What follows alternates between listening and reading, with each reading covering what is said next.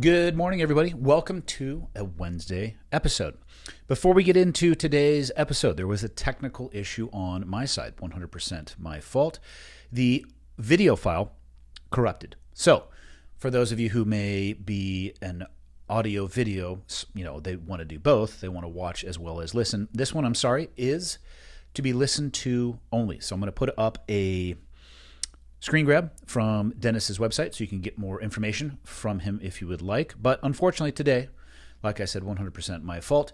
We're going to be audio only. That is it. Let's get into the show.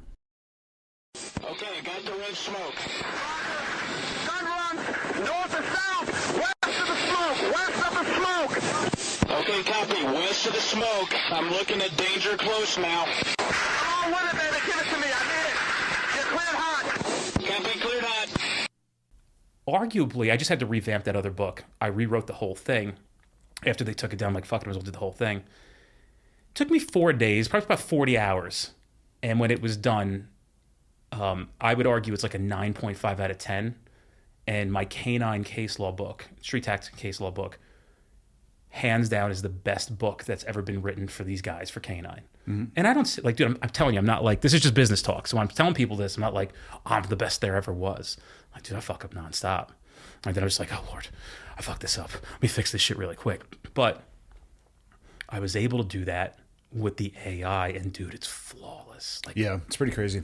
like the table of contents Claude makes for you. We just had Claude because people were like, where's the audiobook? So we ran it through Claude. We actually spent Monday, we started trying to prompt Claude correctly, and then it spit back the audiobook and the typecast that you would take and put into 11 Labs. Mm-hmm. I recorded 2 hours of me talking on 11 Labs. I sat there and just read a book for 2 hours. And so now it has, we got it to do what we wanted to do almost flawlessly, and it gets all my inflections, and it reads the whole fucking book. But not the way the book's written. We had it rewritten through Claude to be read through 11 Labs as an audiobook. Nice. I just had a guy on the podcast recently, I forgot who the fuck it was, somebody famous. And he was like, yeah, no, I'm doing the book now. I'm recording in the studio. I'm like, dude, just use 11 Labs. Yeah. It's better than you can do it. Yeah, it depends on the publisher, though. If you're with a publisher, they may not let you do that. Shit. Yeah, because they're going to have a requirement for, they would probably call it the talent or the artist, which, whatever, pick your Do vernacular. you like your publisher? Very much so. Oh, that's good. Yeah, they're really cool. They don't do anything. They make the book. Right. They'll fill you with promises of they're gonna get you onto different platforms and stuff like that. Between my publisher and the agent, what I determined is it's completely on you and not those people. They'll make a lot of promises, but every podcast, other than Fox News, a close friend of mine made that happen. Other than that, every one of the podcast appearances I did was a direct text message to the host, just friends of mine. And without that, the publishers wouldn't have had access to those people, and it definitely helped for sure. Yeah. That's, as we go along, right? We just got to learn. Yeah. It's like, Well, now I know that. And then I can also give that advice to, because now people are like, oh, you're a New York Times best-selling author. I'm like, yeah, accidentally.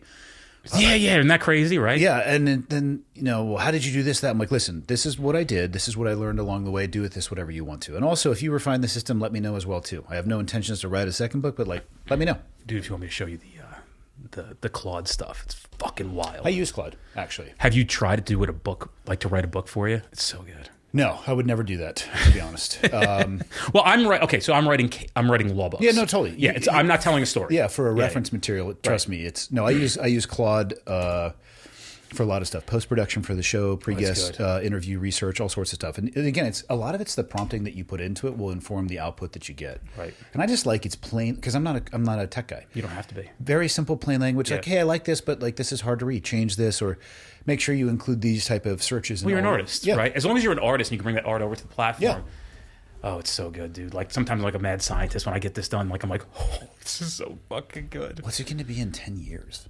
Insane. And arguably, I would think that I'm 5 years comfortably ahead of everybody else in my space, which there is, as weird as this sounds, there really is nobody in my space. Mm-hmm. What do you consider your space to be? I never thought I would become popular. Mm-hmm. I just wanted to train. And I always thought, are we recording? Yeah. Okay. So some of this stuff I just... I'll cut out all the like the business stuff. Yeah. So Yeah. Okay, we could just roll right into it. Yeah, That's when fine. you're telling me about how you launder Bitcoin Yeah. and all that stuff, yeah, we'll leave that stuff out. I'm joking, by the way. That's not what we were talking about. We were talking about book stuff. Yeah, so dude, like I'll chop it in right when I ask you what you think your industry is. Yeah. So, I didn't start doing what I was doing because I wanted to become popular. It was actually what happened because I was doing what I was doing. And all I thought was, nobody's trained. And I had to self-train. And when I self-trained, I realized I could teach other people the things that I learned along the way that I picked up. So I would like to consider myself somebody who is who builds and designs police training products, and in the same breath has become a thought leader and maybe somebody who breathes reality into modern day law enforcement. Why does the need for training outside of the academies exist to the degree that it seems like it does? I tried to preface this as much and try to emphasize as much couth as I possibly could when answering this question, because this is the question I get asked all the time. This is the question that frustrates everybody. Not everybody, because it's a well-known thing, but it's a question that frustrates. The answer will frustrate people who are responsible for the state of affairs that we're in. I went to 3 police academies. I didn't do that because of bad choices and I got remediated. I went from jurisdiction to jurisdiction and had to do the academy all over again, which almost doesn't exist as much as it once did because of the need for cops. They're giving a lot of waivers that you don't have to go back to the academy to appeal because they need so much personnel to show up to do the job. So everybody's... You're talking about for people who are already certified yeah. From a different agency. State. They're waiving the requirement. Okay. Not like people off the street like, hey, you don't need to go to the academy. Okay, just want to clarify. Oddly enough, dude, what's crazy is there are some places in this world where you go and become a cop first, and then they send you to the academy. So they give you like a 2-week training in-house. What's the argument for that? Well, it's typically in places that are extremely rural. Is there a concern? Yes. Is it as concerning as like maybe being a cop in Philadelphia? No, because it's different. You're going to get a pickup truck and go, I don't know, whatever they do in the middle of nowhere. Police officers, I guess they feel like they give them enough training for that time until a class rolls around where they can enroll in the academy. So that actually exists. But to answer your earlier question, the training program that most people go through, it's interesting, the history of it, because a lot of it's just a guess and a speculation how we got here. And what the belief is that somebody somewhere needed to come up with an academy. So essentially, this person who was tasked with this first academy, or the modern day academy profile, was a person who was a military person. So when they said, we need a police academy, he said, I believe I've read something about the guy was a special forces guy, right? This has nothing to do with you. But the point is he was Special Forces specifically means only Green Berets, by the way. Okay. Special Operations is the umbrella writ large. Yeah. Special Operations. So he's like a special op guy. And they basically said to him, like, hey, we need an academy. And he did what he thought an academy should look like, is what he knew, which was a military boot camp. And so now here we are in modern day policing, that you have police academies that are under the impression that they need to be the military. So the whole system of how it's built is one big box checking. And box checking costs people their lives. And that's a massive problem. And people are very romantic with the idea of how it is. Even when I challenge people on why do you think this is the way it should be, it's because that's the way they like it. Mm-hmm. But they take no responsibility of, like, you're failing these men and women the minute they walk out this door. How do we go to a police training academy that may be 6 to 24 to 30 weeks, and they know almost nothing when they leave here, other than the fact that you guys checked boxes, and I can prove it. So it frustrates people because they're so romantic, but this is my baby. I work here. This is what we do. We create the best cops, blah, blah, blah, blah, blah. And if that was untrue, then I wouldn't have a business. Because now what I have to do is essentially give all these men and women the things that they need to do this job and not get killed and stay constitutional. Why aren't the academies changing and providing those things? This what you described. I mean, I don't know anything about the origins of police academies, but we'll operate under the assumption that what you said was factually accurate, right? So let's say it was started from the military world. Get it? Guy drew from his experience. Totally get that too. Applied it to the civilian world, and maybe that was the initial, first people through the door into the policing world. But by not updating, I mean, I feel like the officers are at risk. I feel like the civilians that they're supposed to be serving are at risk. I feel like the departments are at risk from a legal perspective. So why wouldn't they change that? Yeah, there's like 15 answers in that one. So let's talk about the first one. And good thing I have a pen and paper in front of me. The first one is they may not know how to change it, right? So like, you're a business guy. Mm-hmm. I said in a podcast recently, and this may sound very, again, it might sound like it comes out of a place of conceit, but it doesn't. It comes from a place of just a very objective analysis of who I am and what I do. Why was I a cop for 14 years before I stepped into entrepreneurship and then had success in it, in not just this, but other things? And so it really comes down to the fact that, like, if we really look at what an entrepreneur does, is they fix problems. The best entrepreneurs resolve issues. That's why their products are good. I'm very fortunate to be this hybrid of once was a cop, was a good cop, was a proactive cop, was a very eager cop, was soaking things up like a sponge.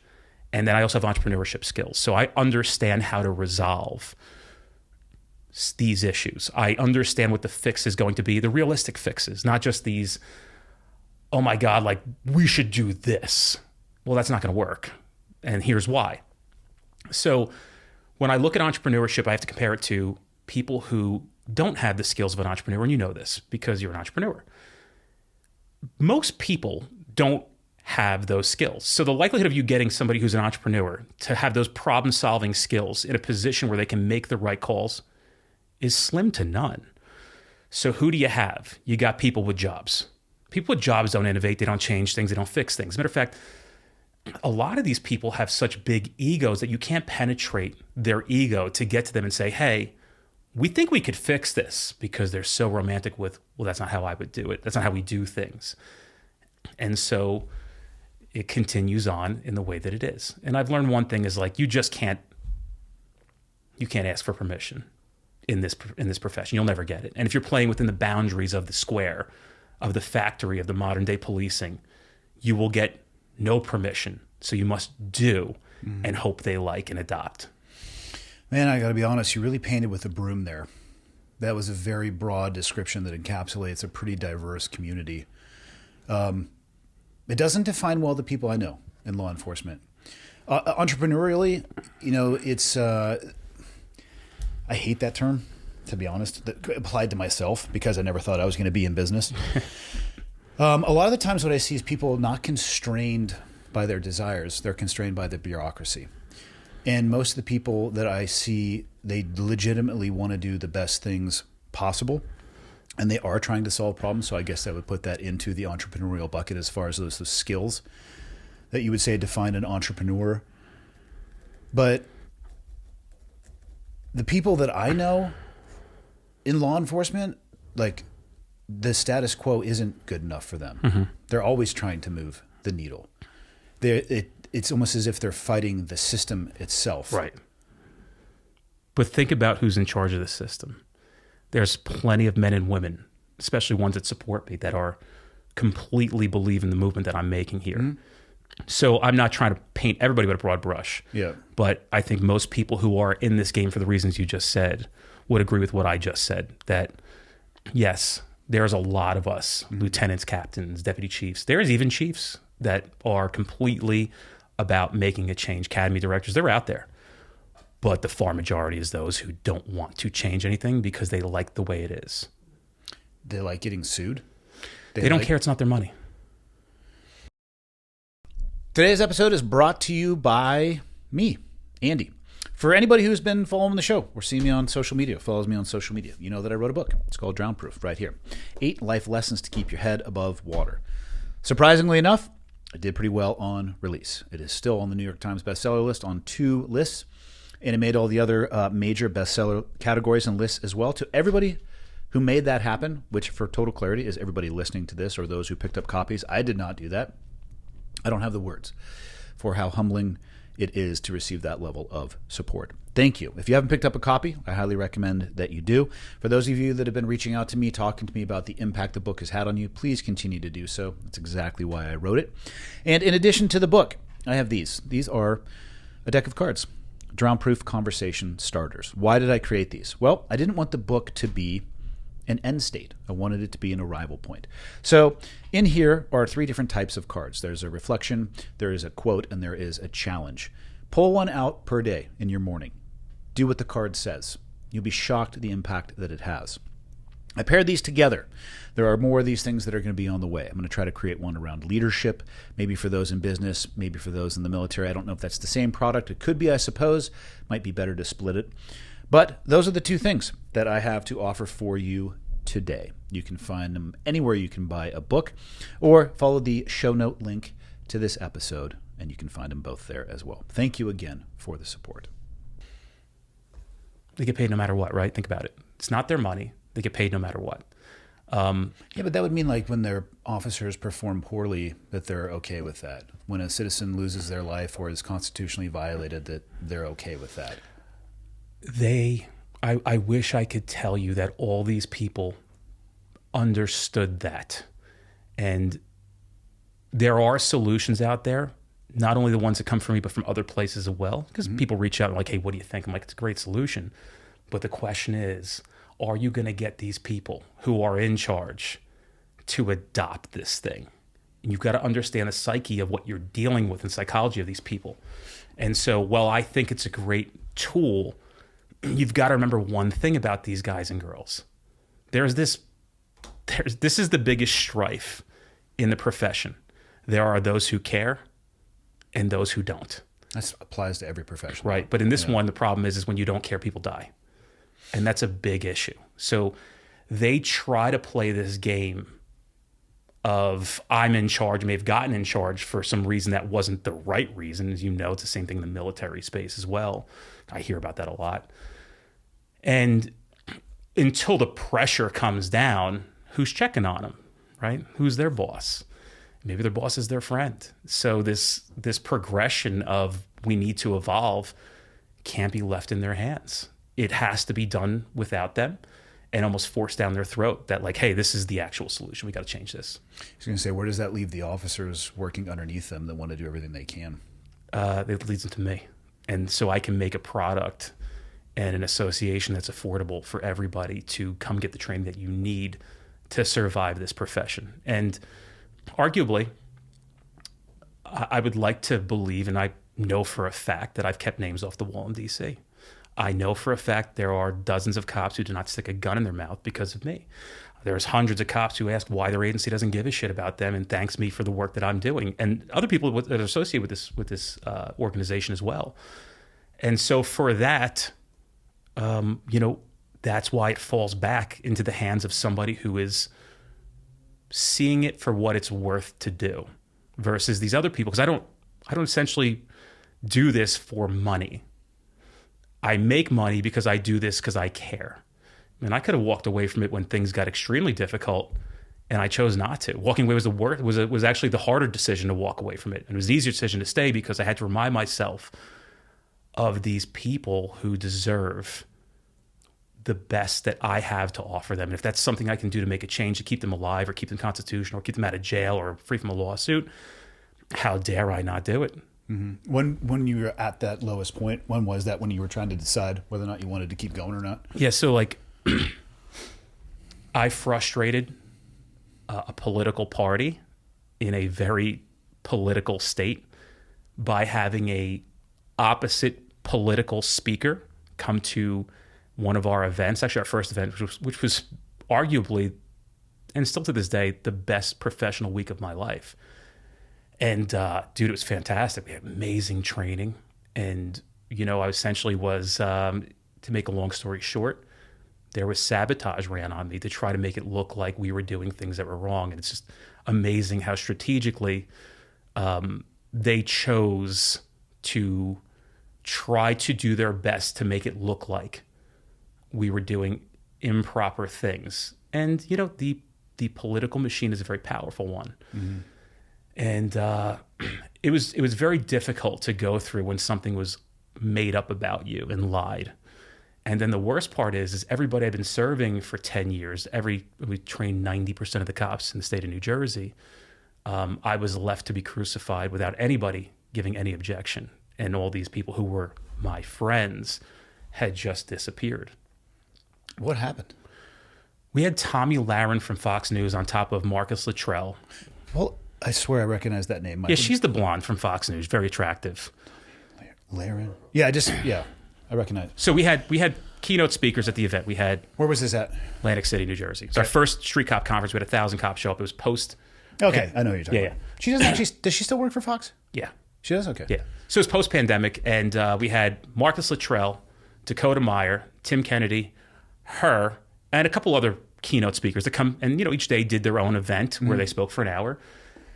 Why did we choose these people? We asked our group. We have a big following. Like, hey, who would you guys like to see at the first conference? And she was a person at that time during the George Floyd era who was an outspoken supporter of police when half the cops I knew were contemplating leaving because they couldn't handle the pressure. We had to talk those guys off the ledge as well. So when she came on stage, she unprompted made some political comments. And she told everybody in the audience basically to vote Republican. And I was like, why would she say that here?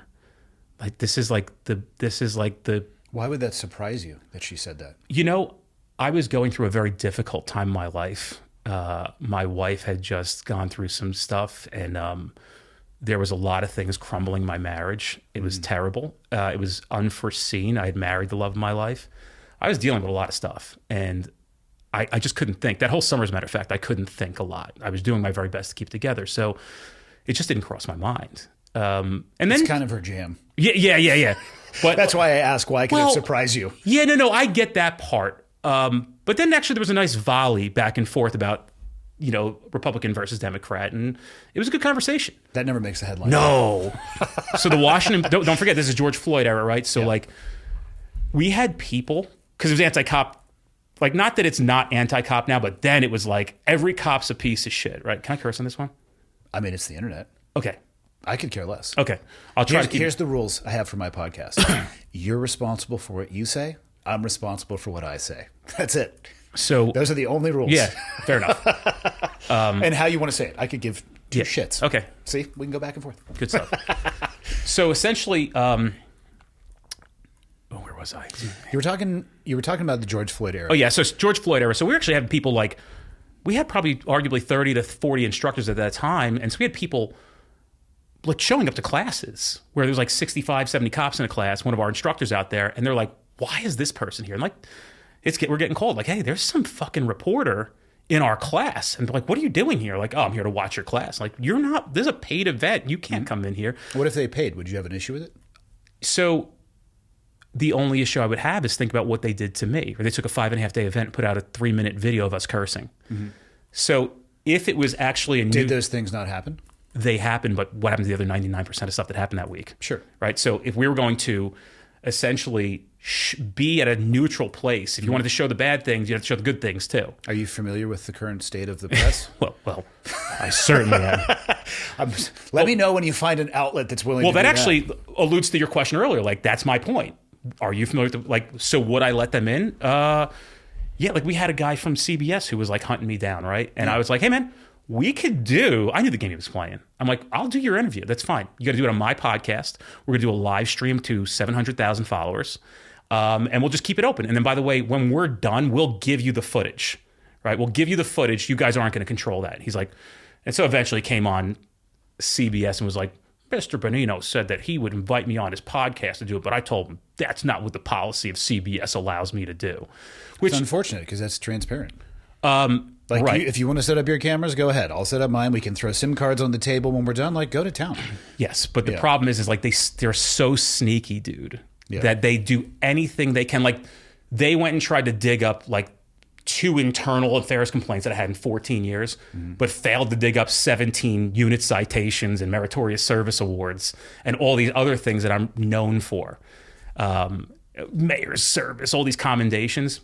Couldn't find those, right? Because they're in my file as well. No, they can find them. It just, again, depending on journalism, again, it's tough. I don't like painting with a broom because there are what I would consider to be unbiased journalists. They oftentimes don't get the traction and have the audience of the people who go, I mean, we can pull up our phones. It's the most extreme, sticky stuff that tracks. The person who's in the middle who's like, listen, this is what I saw, but I also saw this. This is what was said, but this is the context.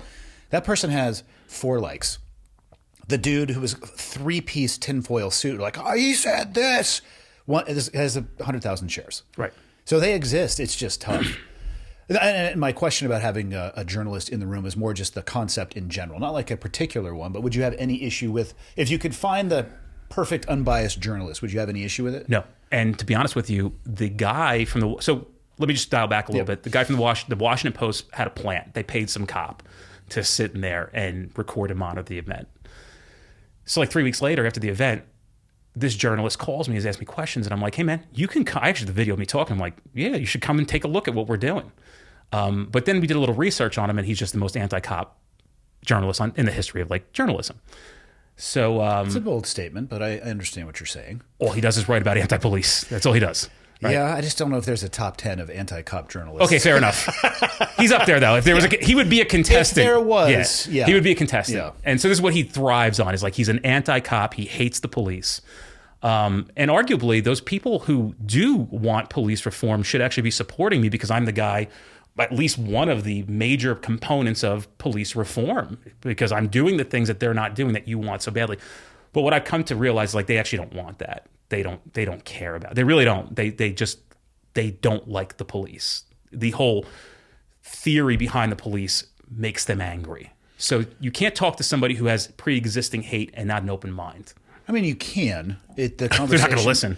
Well, it's tough. I will try to engage with those people, usually through the lens of like, listen, what are you going to do if you're in the middle of your worst day, or you come around a corner and there's an accident? Let's say it's involving your loved ones. Are you saying that you are the person that is tool trained and equipped to deal with that? You're not going to call for a higher level of care. And if you are going to call for a higher level of care, what is this supposed to look like? This mythical unicorn pulling a chariot around, like who? They're human beings, right? Yeah, it's so. And most of the time they'll say, or if you ask them, "Hey, you come across an accident, what are you going to do?" I'm going to call 911. Like 5 minutes ago, you were just telling me that essentially half of the 911 services you don't want to be there or to exist. Walk me through this thought process. I don't know if it makes a dent in the moment, but I at least hope that it would spark a little bit of creative thought for them. Or if you were violently assaulted, if you need a higher level, like if you're not tooled and trained to sort it on yourself, are you operating off good like hopes and dreams? Yeah, because they make good patches that saying both of those are bad strategies. Yeah. Well, dude, like if you think about it, they're unreasonable. And so I could have a conversation with anybody who's reasonable. Mm-hmm. But there's a lot of people who are just completely unreasonable. I know it comes down to the conversations of, people who are very strong in their political stance or religious stance. You're not convincing somebody. But do you discount them because they might be unreasonable in one aspect of their beliefs? Well, dude, I've had a lot of people on my podcast who have, essentially expressed where some of their thoughts come from. And I acknowledge those thoughts and tell them like the profession is responsible for it. Not every single cop that wears the badge, but like I get that in 1993, you may have encountered a cop that whooped your ass because of where you lived and what you look like. Mm-hmm. But it's 2026, and we have to figure out a way where we can start coming together to recognize that these things do exist. Those guys have passed that burden on to the new guys, and they have to wear that now. So how do we start to come together? Because we almost exist harmoniously. And so one podcast, I had a guy and he was really good. And a lot of people reached out. They're like, dude, that was like one of the best conversations I've ever heard people have about that conversation. So I'm not completely deaf to the fact that people do have bad experiences. And so it comes back to like, we could huff and puff about what exists, or we could start to correct it. Yeah. One of the things I wish would change about modern discourse is you find somebody, usually online, that seem to be from either one side or from both sides. They're looking at each other, and on a particular belief, they see on the other side of the street what they consider to be an unreasonable belief. And maybe it is. And maybe the person looking back on the other side of the street sees the same thing, and they discount the entire person. Right. And that is a mistake to me. That's why I asked that. For sure. You know, human beings are so complex. And my beliefs on a lot of things Sometimes shift. not. Sometimes not. But if you're around them long enough, there are very few utterly simple people out there. You know, a lot of our behaviors are informed by our experiences in our life, or our morals, or our upbringing, or all of those things as well. And it's just, we're in such a world where people, like, if you say anything that doesn't 100% align with what they believe, they discount you as a person. I think that's a mistake. Well, they've been led to believe that's okay because they have people behind them enabling them. I always tell people, like, just because 3 other people enable your behavior doesn't make your behavior correct. No, it just makes those 3 people assholes. Well, and like, who rolls together, right? Like, if you think about it, I mean, I hate to use this as an example, but my parents were the center of bullshit my entire life with my family. How old were you when you realized that? Well, you know, when I speak to my therapist, maybe about a year ago, she was like, you know, bringing up things, and she's like, oh, well, you have mommy issues. And I was like, I do? She's like, you didn't know that? Have we not discussed that? I'm like, well, I mean, I know, like, what I deal with. And she's like, when did you, like, really stop considering your mother, and, like, just disassociating yourself with the home? Deep question. No, she's my therapist, so we got to go there. No, but I mean, like, that's meaning not like in that setting, but like that's an existential.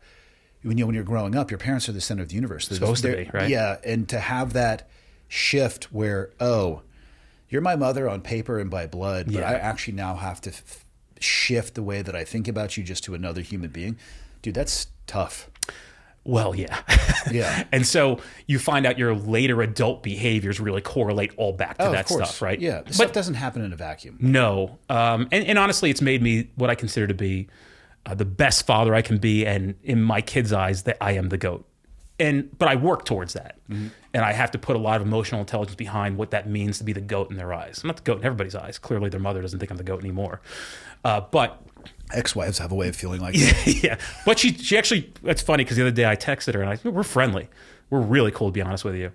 And I was like, man, you haven't given me a compliment in a decade. She's like, you're a really great dad. I was like, thanks. But what about my ass? And she's like, please leave me alone. But the point is I was 8, right? Damn. That's what I remember when I was 8 and I just didn't like this woman anymore. That's an early shift in mentality, man. Yeah. So, but, you know, life happens for us, not to us. So what did that do at that time? I grew up in chaos. If I didn't grow up the way that I did, I wouldn't be able to handle the pressure that comes with the things that I'm doing. I chose to try to fix law enforcement. I've got arguably some anti-police sentiment coming from the outside in. And then I have a lot of you're changing things from the inside out. Mm-hmm. So I've got both that I'm trying to. And then I've got the middle of people who were like, bro, thank you. Like, thank you. I mean, I get that a dozen times a day. Thank you for your work. Like, thank you for doing this stuff. Thank you for paying tribute to our fallen officers. It means a lot to people, dude. And I just can't turn my back on it. I just can't do it.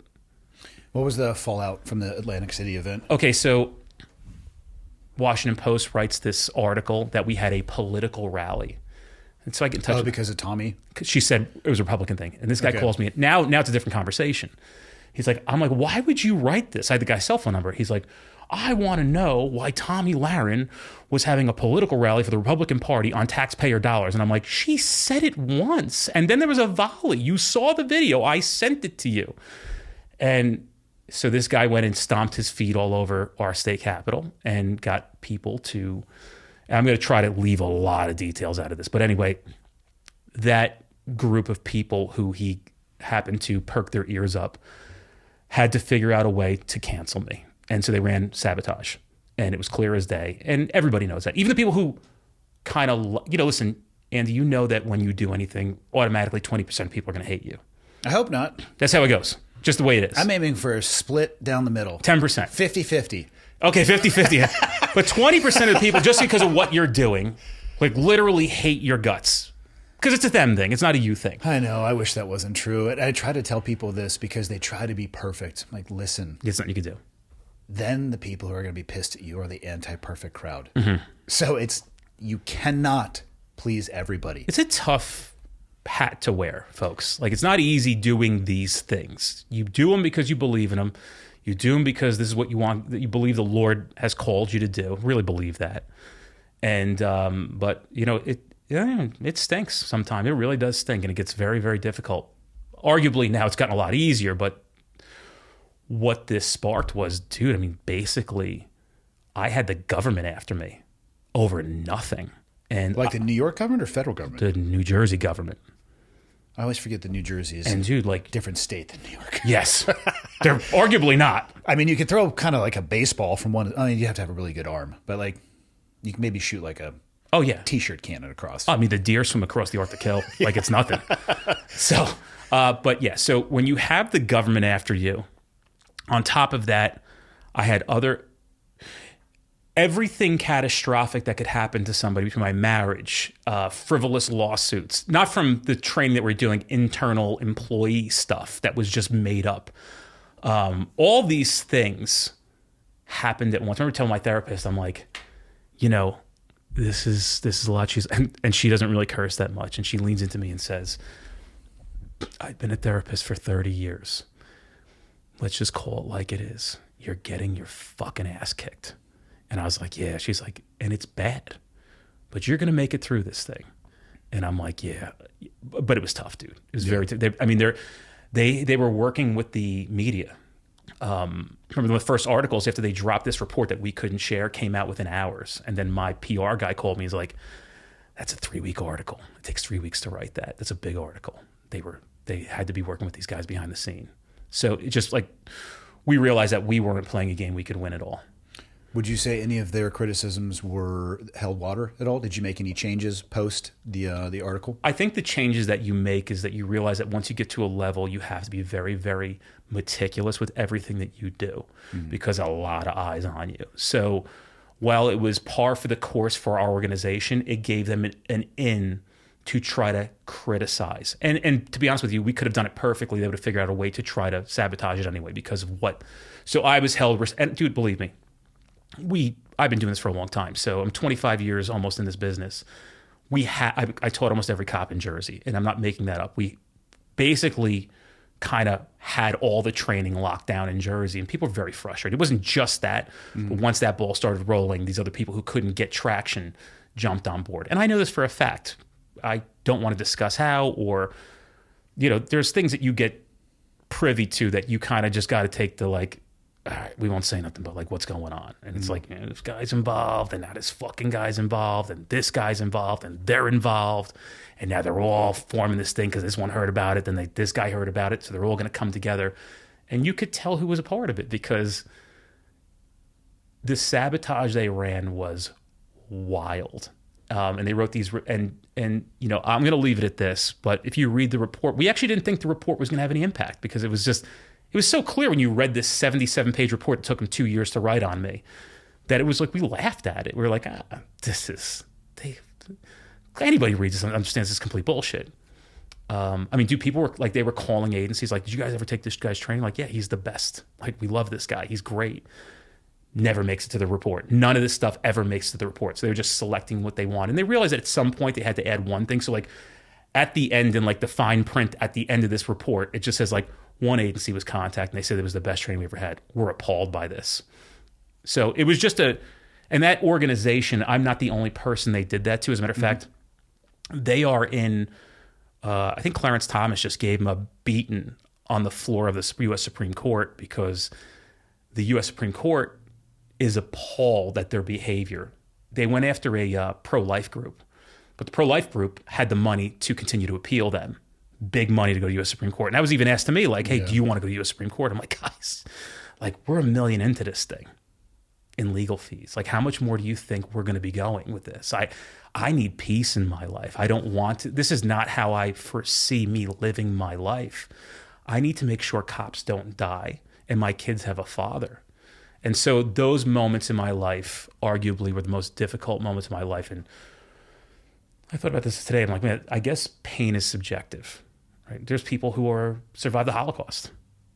I don't know if there's any more pain that you could subject a human being to than being a Holocaust survivor. Be a tough argument for something more Right. painful. So when I think about my pain, I'm like, well, I wasn't a Holocaust survivor. Yeah. But subjectively, it was brutal, dude. Be careful with that game. Competitive suffering is a dangerous one because you're always going to be able to find somebody who is suffering more, whether it's historical or modern day, and it gives you an opportunity to diminish what it is that you're working through. Correct. And I'm good with that. And I completely agree 100%. And I always tell people, like, you need to consider what you're going through valid and stop comparing to other people's stuff. Yeah. And a lot of people, my closest friends, and you may know this because you may have gone through some difficult things, you will find out who your friends are. Oh, real fast. Immediately. Yeah, it's a scary thing to hear. Yeah, and it's a scary thing to live. It's faster than you would want it to be. It's almost instantaneous. Yeah, you end up in a room with an echo. Hello, okay. Brother, I'm going to say something that's profound, and I want to quote Simon Sinek on this because it's not my line, but it spoke to me clearly. There's a reel on Instagram about him, and maybe you guys want to piece it in because it's really cool. Not many people get to experience the level of that.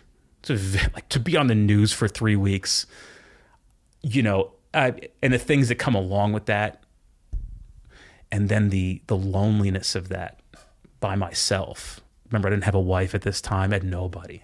My children brought me much comfort, but I couldn't use them as teddy bears. I had to be their dad still, Totally. right? Yeah.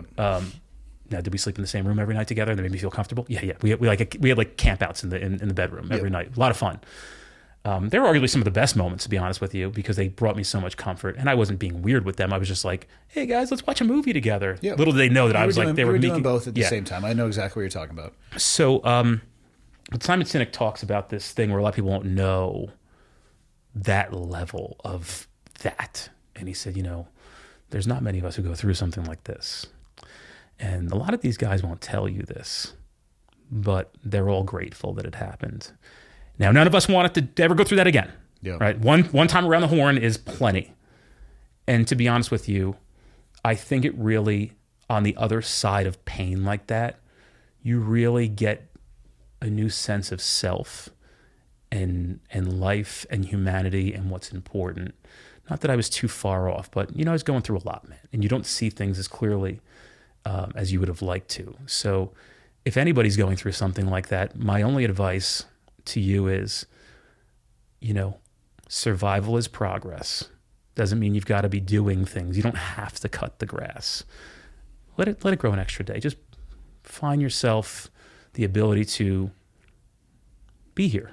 And you don't have to be present. Just let's not go that other route. And, there's a lot of empathy and compassion I have now when I see somebody going through something very difficult. And my immediate reaction is to help them. And I'm helping somebody right now. Probably arguably a few people, but somebody in particular. And I just doing my very best to be there for him.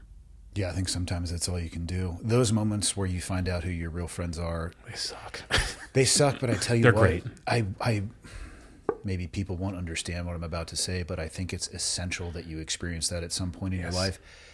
Because the other side of that equation, if you don't, means you never really know who is in your corner for the right reasons. Because in those moments where it's pouring on you and the people closest to you, who you thought were the closest, go find an umbrella and they bail. Versus sometimes it'll shock you, the people who show up without an umbrella and stand there next to you in the rain and get soaked, even though they could go stand under the porch and stay dry.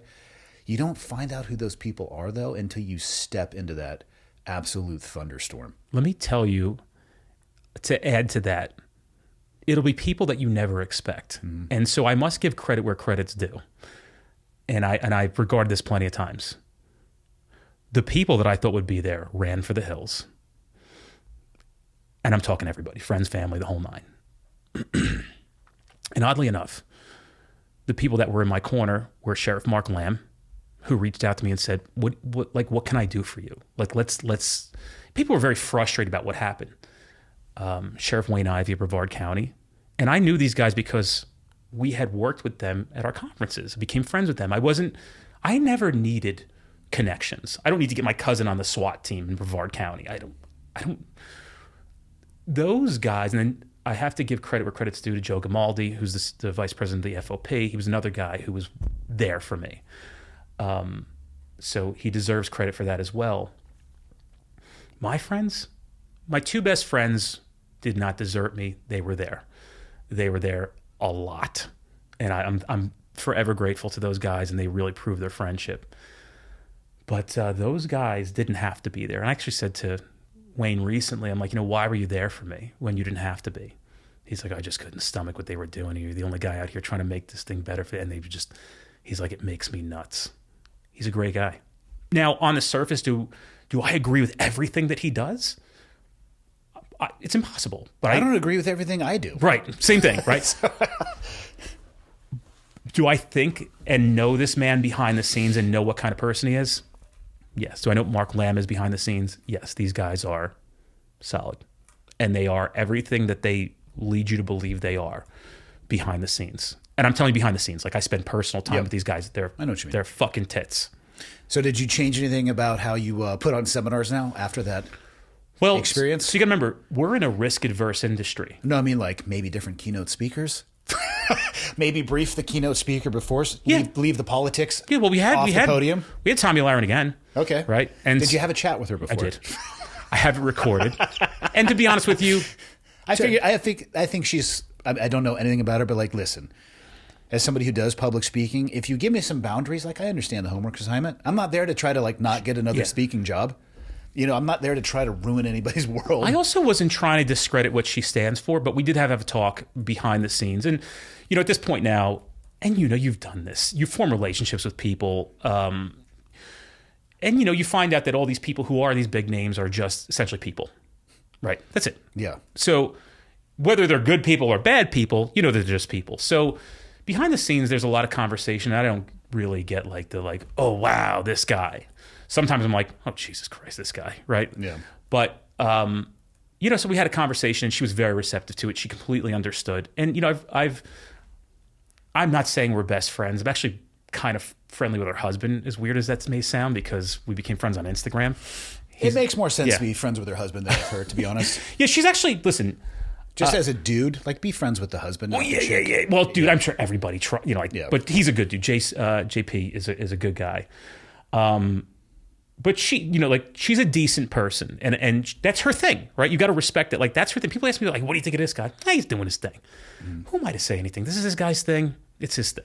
I doesn't mean I have to agree with everything, but I respect when people are doing their thing, and I have to recognize what I'm getting involved in. So we thought we killed it on the 2021 conference. We had the 2023 one in Nashville. She came back and spoke, but that event was wild, and I'll never be able to redo that again. That was the best. We had Kyle Carpenter come to that one. Probably tail end of COVID too, right? No, 23 was open. Okay, that was a good one though. That was the best. I was going to say that, like, it's another chance. People hadn't been able to get together for a while. You know what I mean? The energy probably there was even buoyed even more from that. Yeah, it was so good. It was so good. Now I've got a good side 1 minute story, because I don't want to just rant and rave about this stuff. I'm rarely the guest on a podcast, so I get this chance to explain things and talk. The goal of the New Jersey politicians was to shut down the 2024 conference in Orlando, and they were doing everything they could to shut that different state. Oh, dude, listen. You have, like, when these people are after you, they are. I tell people all the time, I would have rather dealt with, like, the Gambino crime family in, like, 1987, because I feel like the mafia could at least been paid, right? They would have just at least taken some money instead of wanting to assassinate me. And there were people who I thought were my friends, and one in particular who was like, these people started getting very scared, and they were actually contradicting what the things they claimed to stand for were. So you start seeing their true colors, because they were panicking. On one token, when everything's great, they're a part of the cause. But as soon as things get scary, what are you doing? We can't do this.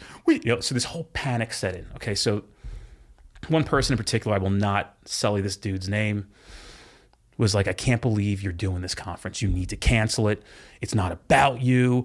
And for clarity, this is 3 years later in a different state. So they started their investigation. I get this wild subpoena. They actually created this entity called the police. It's a crazy, dude, honestly, it's a crazy story. And I've had 2 documentary makers reach out to me wanting to do the conversation on it. And I'm like, hey, man, I just want to move past it. Yeah. This is not, I'll tell the story. I don't want to go into how insane it was because it's no different than any other insane thing you've seen when it comes to politics. Just insanity. And you can't believe you're like this guy who's like, oh my God, the system is nuts. We can't win. There's not even a fair game. Anyway.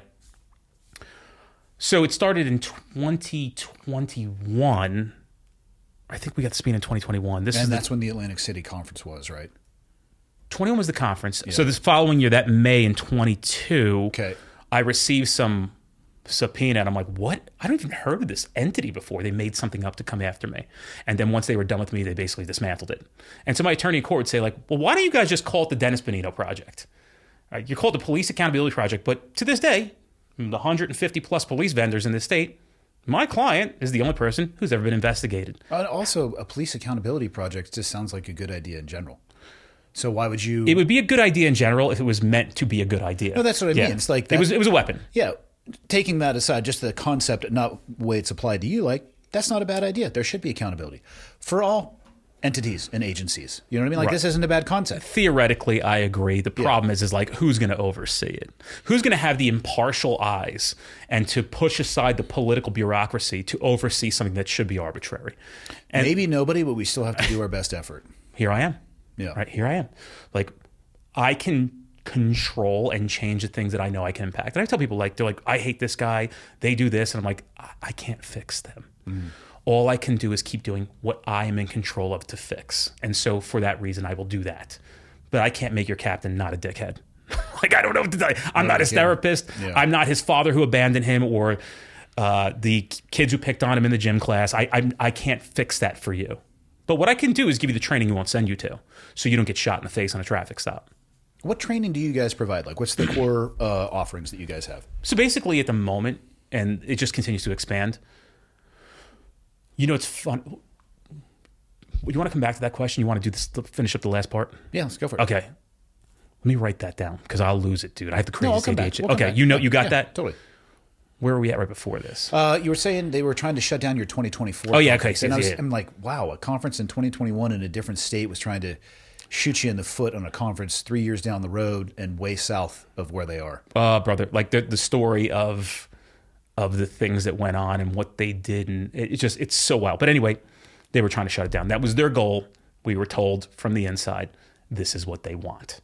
They want this thing shut down. They want to stuck the victory flag and it say, we did that. They were just anti-cops. On top of the anti-Dennis Benigno, they don't like the police. That's another thing. That's part of that whole. Now that political figure has changed. It's switched. There's a new governor. Mm-hmm. That whole, basically, as wild as it may sound, even though they're in the same association, they've switched. They've gone from one to a whole nother set of people. So I'm not trying to frustrate them. I'm just telling the story about what happened. And arguably, I imagine some people in those roles now would maybe even be appalled themselves of what went on. But this conference going on in Orlando, and they were running as much interference as humanly possible. And people who, see, I'm into healthy competition, but these people who believe they're my competitors in this industry were perpetuating the news. So it wasn't catastrophic until every police training company got on the bandwagon and tried to make sure they put me out of business because they were very threatened by me. Mm-hmm. Unfortunately for them, they didn't succeed, but they did beat the piss out of me for sure. So there was this whole stir up that we were having this conference still after all this controversy, which was untrue. And all these people wrote back like there was nothing in this training that we would have changed. It was so fucking good. They didn't talk about, this is a 2021 conference. But anyway, moving forward into Orlando, this person who was on our team, quote unquote, was doing his very best to try to stop it because he felt threatened about his position and where he worked. My attorney even called me. He's like, hey man, this guy doesn't stop. He just doesn't stop calling me. He's like a maniac and he is not your friend. He is telling me to tell you to shut this whole shit down. He's like, I'm gonna tell you this right now. Don't shut anything down. I know who you are. I know what you do. I've been on this journey with you for the past 2 years. You can't stop. I think it's very important that you do it. And I went, John, I'm not gonna. We're doing this thing no matter what goes on. We've also would have fucked everybody over because we would have filed Chapter 11 and taken everybody's money and couldn't repay them. Mm-hmm. So I was like, we got to fucking roll with this thing because we had already taken a lot of money on it. We already paid the venue wasn't giving me the money back. And if people don't know, running a conference is like $500,000 up front. Yeah, well, it's probably arguably 150, 200 grand up front. And my tickets weren't 7,000 a piece. They're $600 tickets. Mm-hmm. So we kind of like limped through that conference. I lost. You've seen pictures of me. I look skinny. I mean, I was a mess. I happened to just get it together enough to get that thing going. And arguably for what we had to work with, it came out okay. Was it the 2023 conference? No. Did I have to tell people like, this is what was going on? But we put training on and I did some talks where my soul came out. And I went through getting to that edge and life and why it's beautiful.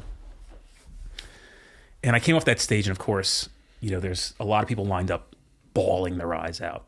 And I'm not a therapist, but I care about these people. And they're like, this happened, and you talked about how I know that girl, and she was a friend of mine, and she got, so this went on for like an hour. And I'm like, all right, guys, like, let's catch up. I had to it's weird to try to dismiss people because I have to run this conference that are sitting there, like, literally, like, waiting to talk to me.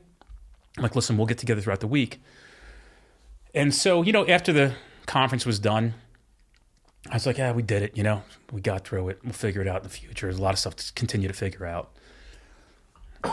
And so maybe about 10 weeks later, I received a email from a guy that said, hey, man, I just wanted to talk to you about the 2024 conference. I know you're going through a lot at that time, but let me just tell you what it did for me. I was going to kill myself. I actually bought a gun just to do it. I wasn't telling anybody I was going to do it, but I was going to do it. Now, I didn't want to go to your conference, but I got ordered to go to your conference by my chief. I got selected and sent. And after I heard you talk on stage, I walked outside and I called my wife and I checked myself into a clinic in Ohio. And I went and got the help I needed. If I didn't go to your conference, I would have killed myself, to guarantee. Instead, I brought it to my staff and I said, I know we've been through a lot, and I'm thankful that you all are still here with me. And I know so-and-so wanted this thing shut down. And had I listened to this guy, this could be a dead cop. And I said, so I know it was hard for all of you, but the question I have to ask you is, was it worth it? And the answer is yes. Even if 10 people weren't happy with the performance, it was worth it. And this person is a complete walking contradiction for what they pretend to stand for, because they could not see the importance. And that was a very good lesson for me to learn, is that just, sometimes these people aren't giving you advice for your best interests. It's their best interests. Yeah. Why do you think they didn't try to stop your 2023 conference? The report wasn't out yet. They couldn't figure out what to do. They were raking through my Fourth Amendment rights like it was going, like, I almost had no rights, to be honest with you. And when we tried to emphasize our rights in court, again, I'm not going to go into a lot of details, we had no rights. At some point we realized that we were playing a game we couldn't win. How are they going through your Fourth Amendment rights? Ignoring the law and just having, I don't want to go too deep into this because I really don't want to create more problems, but they didn't have to follow the rules. I'll say that at all.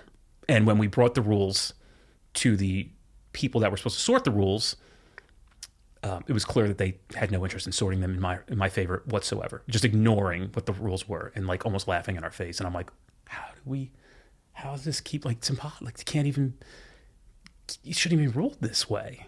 How is it possible? And again, I don't want to go there because I'm not trying to frustrate and go back through that ever again in my life. It is what it is. It happened. I was subjected to it. I've survived it. It was the best thing that ever happened to me, as weird as that sounds. I don't want to do it again. Highly unrecommended. Yeah. Don't do this. But, it's a biblical thing to go through something like that. But anyway, so in 2023, there was no report. Gotcha. Mm-hmm. It was still in flux. Yep. So it took them arguably years to figure out how they were going to. I couldn't even figure out what they were going to do because we're clean. And, everybody was cut. Like, they're just doing, they must have spent $1 million, arguably, of the state's money trying to fuck with me over nothing. Right. And at the end came up with a 77-page report just to shut me down. That was the goal. they are putting you out of business. And they pretended like they weren't doing that, but it was clear immediately that was the plan. We were told from the inside, their goal is to shut you down. That's what they want you out of business. Interesting. You're being punished for Tommy Lahren. Well, they didn't put you out of business. So back to the other question. Yes. What are the core competencies? What is the core curriculum? That you So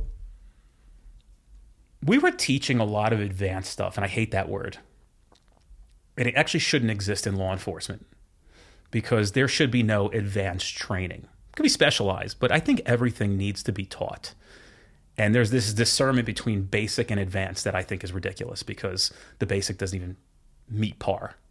So everything technically that's advanced is actually the par training most people should get. So I don't want to use that word, but we were doing a lot of specialized training, like interdiction work, whatever. But what I realized after this whole thing is like, man, these guys aren't even getting the basics, right? And what are the basics? The basics are still advanced. So right now, what I've gone back to, which would be considered advanced, is all the things that you should have known and should continue to know as a police officer. So things like, man, I go for a lot of constitutional law. Mm-hmm. So how you are supposed to act in the field constitutionally. People don't know a lot of stuff. It's not their fault. That's the craziest thing about this profession is like, I just put a post up the other day on the Instagram that said like, I find this profession to be very interesting is where you're not taught how to do the job. Then you go out and try to do the job. And when you do it wrong, they bring you in and you get in trouble for trying to do the job that they never taught you how to do and hold no responsibility for just failing to train you. They just magically expect that you're going to know what to do, but nobody taught you how to do this. You're just doing your best. I've experienced it. I thought I was doing a good job one time and I came in and this sergeant, he tore me a new asshole. And I was like, that's what I thought it was. I like solved the case on my own. I'm like, oh my God, I'm going to get a fucking award. And I come in, he's like, yo, tell me why you didn't call detective. And I'm like, my field training was I drove around to prisoner transports because the guy who was my field training officer was a senior guy and didn't get jobs. He got the transport. He didn't want to be bothered anymore. That's what I learned. I don't even know how to use the computer.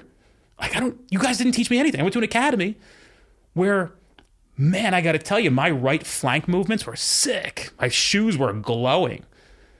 But I didn't know what to do if a car smelled like weed. They never told us in 6 months. They didn't even tell us what to do. I remember we found out we didn't have the automobile exception, and cops will understand this, but where you can't search a car in the state of New Jersey without a search warrant. We're one of the few, at the time, they were one of the few states that you didn't have the automobile exception. You'd have to go get a warrant from a judge. We heard it from the first time from a judge. And we're like, what? We saw it on cops. This is what you're supposed to do. So coming back around right now, constitutional stuff, a lot of tactics, a lot of safety, a lot of what some would consider the basics, but they're advanced. It really is the training you deserved and needed that you never got. Also with a lot of compassion, and I often remind people like, hey, we're here as your big brothers. A lot of guidance on how you should behave.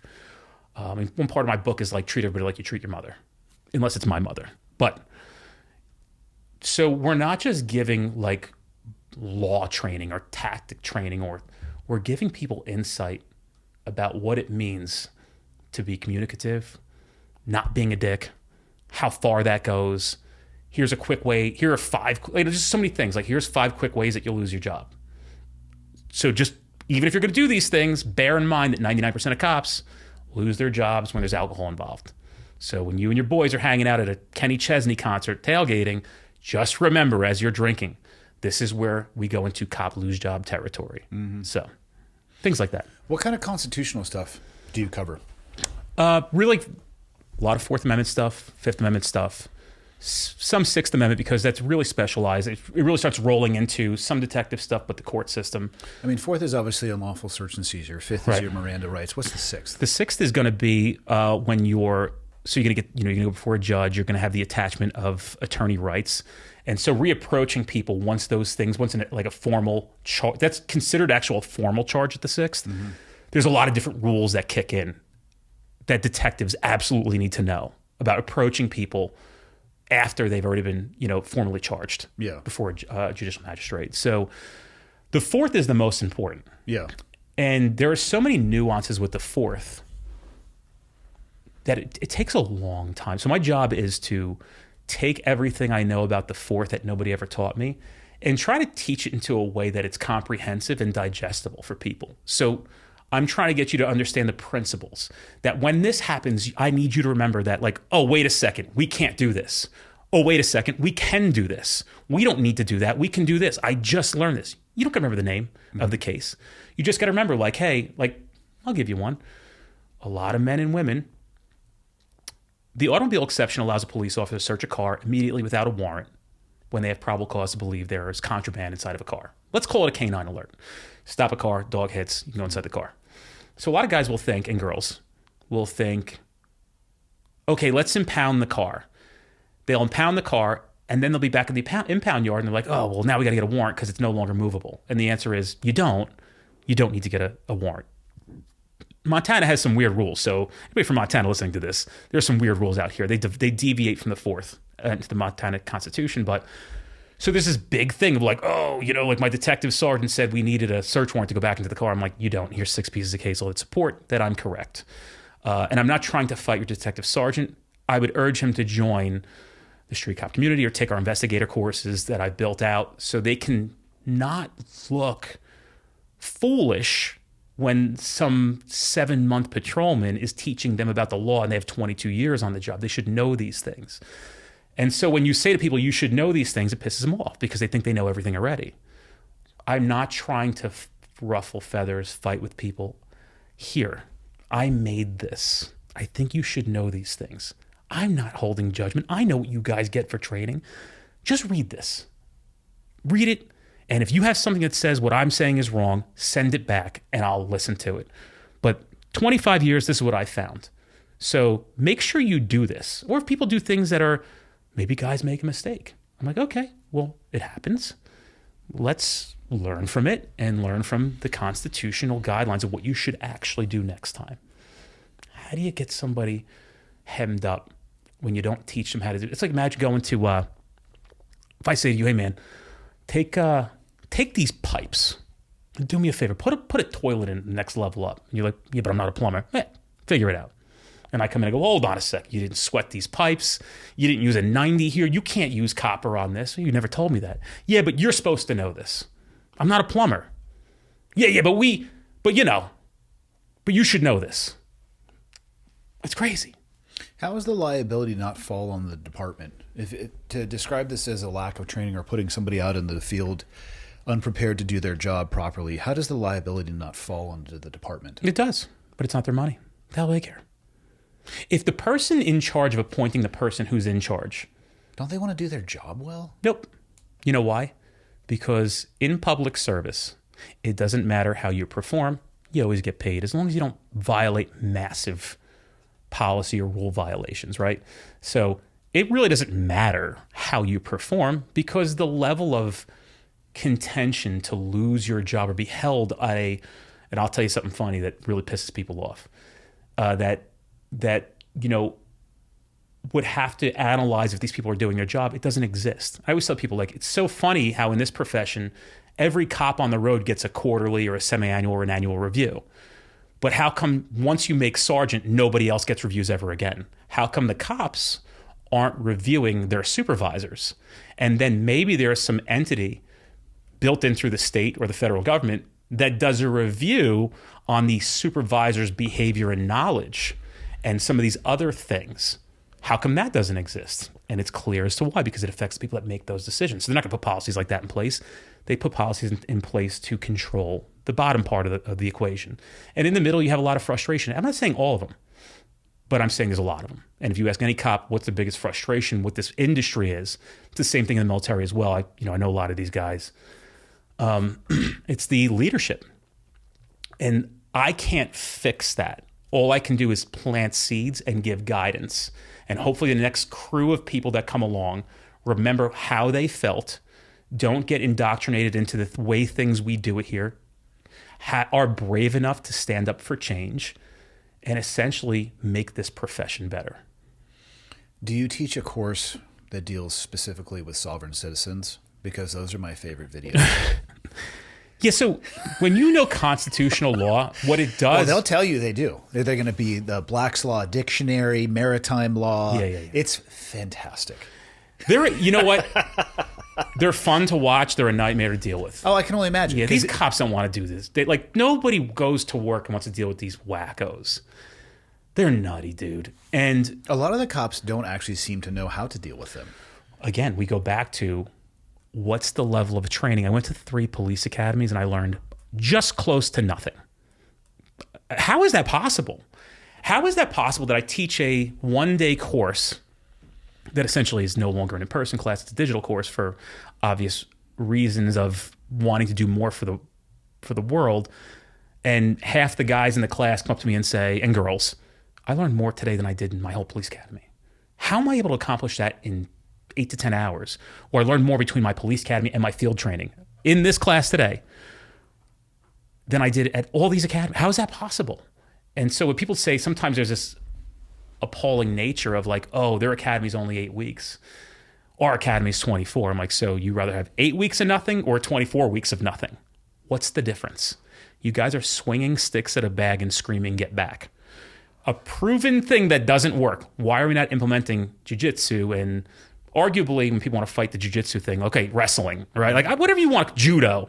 Just say grappling. Things that work. Like just call it, not karate, but things that work. How come we know these things are working. You see the videos of these cops who train and in seconds are in control. And you see the videos of the cops who don't and can't figure out what to do next. And they look ridiculous. So if we see that this works in the field, why is it not implemented? And the answer is, that's not the way we've always done things. We don't want it that way. Or the state mandates this.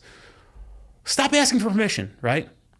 You have to start taking responsibility, because you may not want to frustrate people because it threatens your job, but then you're the same person at this guy or girl's funeral saying you're sorry, but you're in some sense responsible for maybe a mistake that they made. Because if you look at the police deaths, and I say this because with compassion and love, 80% of these things are training failures.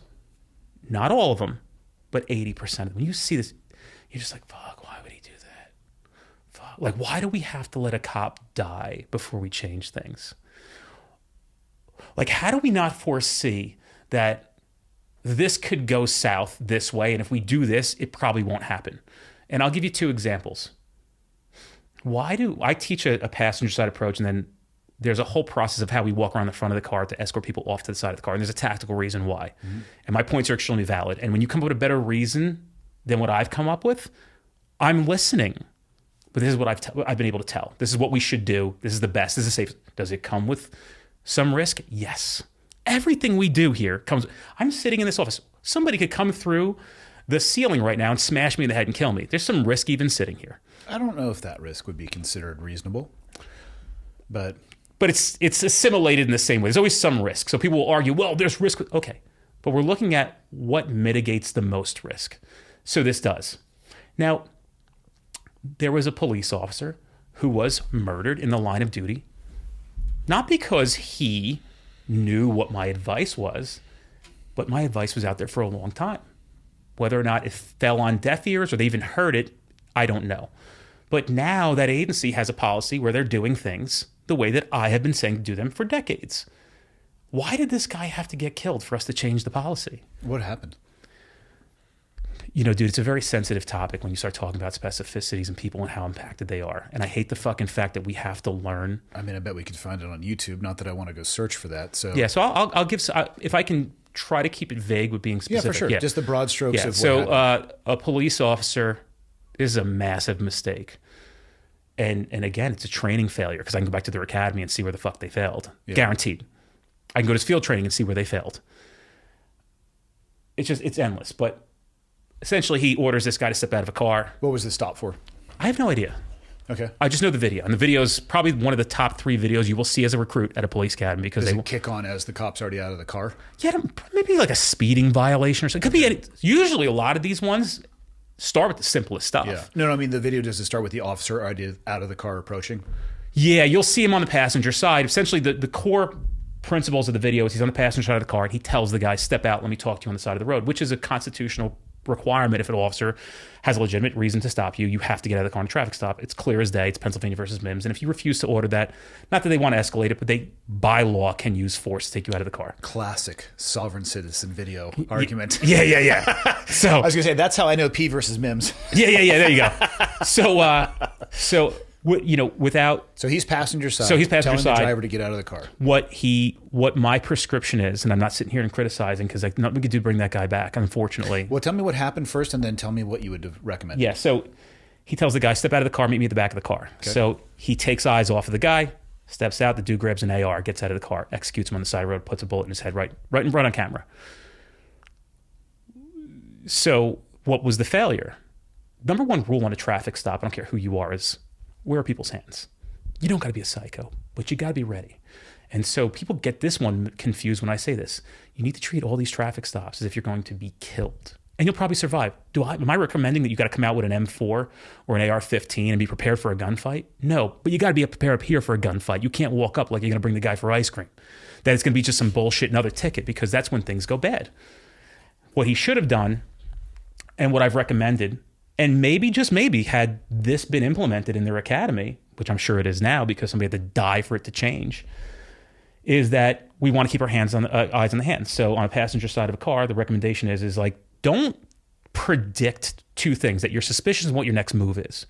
So just tell the guy, hey, do me a favor, just keep your hands on the steering wheel. I can see him. That's cool. That's it. It's just a policy that we have on my body worn camera. You just got to play that game.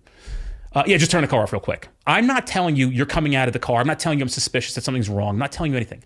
I'm going to walk around the car onto the driver's side. Why do I walk around the car? Because I can see your hands. And so I've had an argument. There was this retired NYPD guy that fought with me on LinkedIn about this. And he's like, oh, yeah, walk around the front of the car because this is very funny. He goes, because they'll just put the car in drive and run you over. And I said, what's your prescription, buddy? And he said, you walk around the back of the car. I go, oh, I'm sorry, I forgot cars don't come in reverse. So he couldn't achieve it in that way either, right? But didn't you already tell him to turn the car off anyway? That's right. So I argue to people, like, because people want to fight back. Because their principles are, this is what we've learned, this is what I know, I don't want to change. Yeah. And by the way, you're an adult.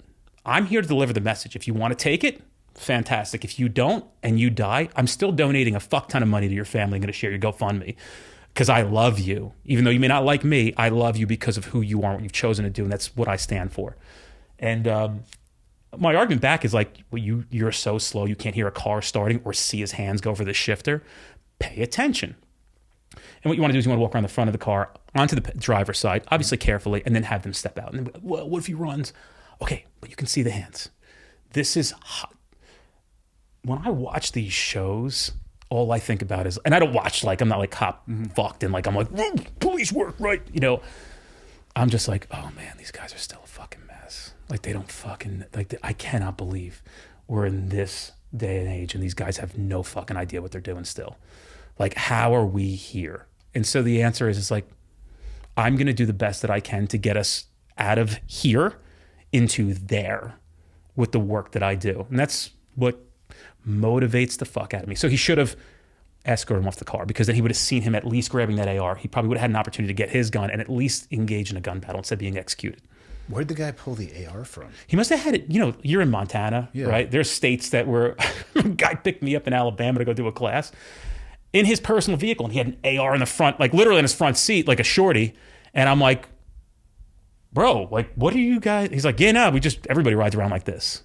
I don't know anybody who rides around like that. However, that would be legal in Montana. I was about to say California. I'm like, what? Well, dude, my brother-in-law, who's a cop in Arizona, when I met him, he was 17, and he just got his license. And I'm like, yo, where do you guys park? Do you park at the high school? Where can you park? And he's like, well, a lot of us don't park at the high school. I'm like, why is that? He's 18 years old at this time. And he's like, nah, we park on like the outside of the high school. Yeah, because they got a rifle in their truck. That's right, dude. Yeah. And I was like, what? He's like, yeah, we all got like ARs in our cars. You can't bring it on school property. Dude, I'm like... But we'll just park it in a vehicle that probably doesn't have tinted windows. It's probably invisible display. I know people who literally, they go with the cup holster. Like the Glock. Just like, you might as well just have a neon flashing sign that says free Glock here. And then I talked to my cop buddies, and yeah, guess what? People who are in the throes of addiction, what do? When they're like walking around, they're like, there's a gun, I'll trade that downstream and get some meth or whatever it may be. And then that ends up going upstream and they find it in a crime in some other state. It's like, what the fuck? Be better than fucking cup holder holster guys. I imagine we're probably close in age and we could both understand why we would make those suggestions that let's be smarter than this. Well, it's a tool designed to take life. I mean, maybe we should just treat it like that. I don't disagree.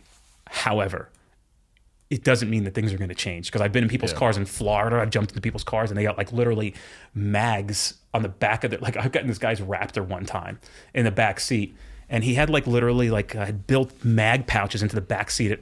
He had like 12 30 round magazines loaded, ready to go. Probably like Molly system that hanging off the back of the the whole thing, dude. Yeah. And I'm like we're in like Boca. My favorite is the people who do that and then they forget to put their rifle in the car. Oh, so yeah. They're just driving around with like 600 rounds of ammunition and no gun. Yeah. Look, I'm obviously a big gun guy, but like, you know, there is some sense that, but that would have been the fix that may have saved that guy's life. And you know, dude, I go to that fucking, I'm going in 2 weeks. I don't know when this will air, but taking my kids to the Memorial for Police Week this year for the first time ever. My kids think their dad's cool, which is cool. And they're going to think I'm really cool when we get there. And they don't know this yet, but I have some really cool stuff lined up because I have friends that work down there. So there's some cool stuff. I can't say publicly what they're going to be doing, but they're going to do some cool shit. How old are they? 12, 10, and 8. Nice. And they're all boy. Like, these are boys. Like, Yep. they're dude, the minute they wake up, they're beating the shit out of each other. And I'm like, it's 11 at night and you guys are still fucking beating the shit. I don't even get involved. Yeah. Right? They come out, they're crying. I'm like, okay. It's like just UFC rules. No eye gouging, no lip hooks, and no, you know. I've had to 12 to intervene 9. like twice. Yeah. But when I go there, I don't know what like, I'm going to tell you something about the truth that I think is important. That wall in D.C. is the truth.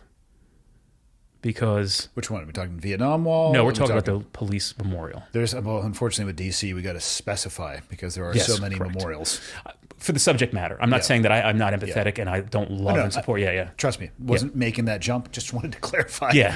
So specifically for Police Week, those, and I'll tell you why, and I'll tell you what I did at my last conference. And that's, you know, for now, I'm not doing more conferences at the moment. They were fun, but I have moved on for a number of reasons. But that wall is where the names are etched in. And so for Police Week, what happens is all the families come there. Now, the unity... Is that a nationwide memorial? Yes. Okay. Yeah. So, bless you. So, maybe about 2,000 police officers do something called the Police Unity Tour. And they ride in from maybe New York. I know a ton of people that do this. And they spend like 4 or 5 days riding from New York on bicycles down to D.C. And they ride into the memorial. It's a great ceremony. It's really cool. And the memorial's packed. And there's cops everywhere. It's the only time of the year that I actually, you know, think I'm somebody because people know who I am. And so I'm there as an observer. I'm not there I'm there to show support because I think it's important. And I'm not there because I like want you to take a picture with me or I want to be asked to take pictures. I'll take them all day with you guys, but that's not what I'm there for. I want to show support. I want to show that, you know, like I really do care about this stuff. And I'm not doing it because I'm trying to, you know, trick you that I care. I'm here because I care. And I've been there for years because I care. I've been there my entire career. Let me put that on the record. But for the past, 5 years, I've been going consistently. So they come in and they do this ceremony, they do a speech, and it's really cool. And then everybody just leaves. And then obviously they're going to disperse into DC and do whatever they're going to do until the bars open up and everybody starts getting festive and they do the vigil the next night and they open Tent City, all this cool shit. But when people leave, this thing happens. And this thing that happens is the families of these fallen officers are there. The video of it, I nonchalantly videoed what it looked like because I wanted to show people at my next conference what the truth about this job was. And when you walk through there, there's nobody else there but grieving families. Some of them they've made friends with each other, so they're almost having reunions there. Yeah. And they all share one common thing, that somebody they loved was murdered as a police officer. And I spend a lot of time there. Unfortunately, not uninterrupted anymore, because it's very hard for me to get where I need to be mentally and really feel that, because I get approached nonstop about like, hey man, get a picture, right? Which is cool, it's fine. And I don't ever say like, I'm fucking grieving right now, bro. But I try to remind myself of the pain that I've been through, the people that I've, to all of my friends and lost, and the sacrifices that I've made and the things I've missed with my kids to be out here doing this work, and why it's important. And I always tell people, like, that's the truth. That those people there are the truth about this job, because there's 28,000 cops that have been killed in the line of duty doing this. And the most fucked up thing is 80% of them is because of training failures. So what better to fix than the training? What are the academies doing right? I don't know. Come on. I don't know. There is no central curriculum. What I can say is maybe it's related to some of the things, work that I'm doing. Maybe it's not. Look at the 3 academies that you went through. What did they do correctly? Let me go back to that, and then I'll go to that. What I am seeing is people who are reaching out to me like, hey, man, we actually started implementing this stuff at the academy. It's been great. Hey, we took your suggestion about this. We started implementing it as the next recruit class. That, I don't live for homage. I don't give a shit about it. I didn't become this guy so people would recognize me. I really believe that I could do something. And there's a lot of stuff you don't know about jumping into this trying to do something, but it's very noble. And I want people to really know who I am. And when people find out who I am, sometimes I get judged up front because of my crassness of New Jersey and my Jersey-ishness and my, very non-fluffy responses, as other people, will profess fluff before they say the things that need to be said. It's rewarding to see that the work is being heard and used. What do I think that academies are doing better now? They're implementing passenger side approaches. Mm-hmm. Strip it away from the things that you're teaching. The academies that you went through back at the beginning of your career, what did they do properly? The only academy that did something correctly was the Federal Law Enforcement Training Center. That's the second one I went to. Arguably, and comparing to other academies, they were eons ahead. And people say, well, they have the most funding. Don't disagree. That was certainly a portion of it. But what they had was, there really isn't a lot of bureaucracy there. As weird as that may sound for the federal government, the men and women who work there were cops. And I think there's a criteria to get hired as an instructor there. I think they pretty much stick to that. And so they do pick people that are very specialized in what they do. And those guys, I would argue that their driving was fucking, I don't know if you could, I can't make their driving program better. There's nothing that's fixed. The only problem is there's only one place in this country, arguably maybe a couple other places, because I know the guys from the Georgia Highway Patrol and Arkansas Highway Patrol can have a fit if they hear this. I know you guys are doing good work too, but arguably there may be 5 places in the country. Like, nobody's going from Connecticut down to Fletsy to go train driving. They're not doing it. They can't afford it.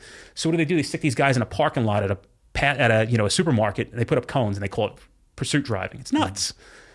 That was amazing. Their shooting at the Federal Law Enforcement Training Center was profound. Move and shoot, night shooting, officer down shooting.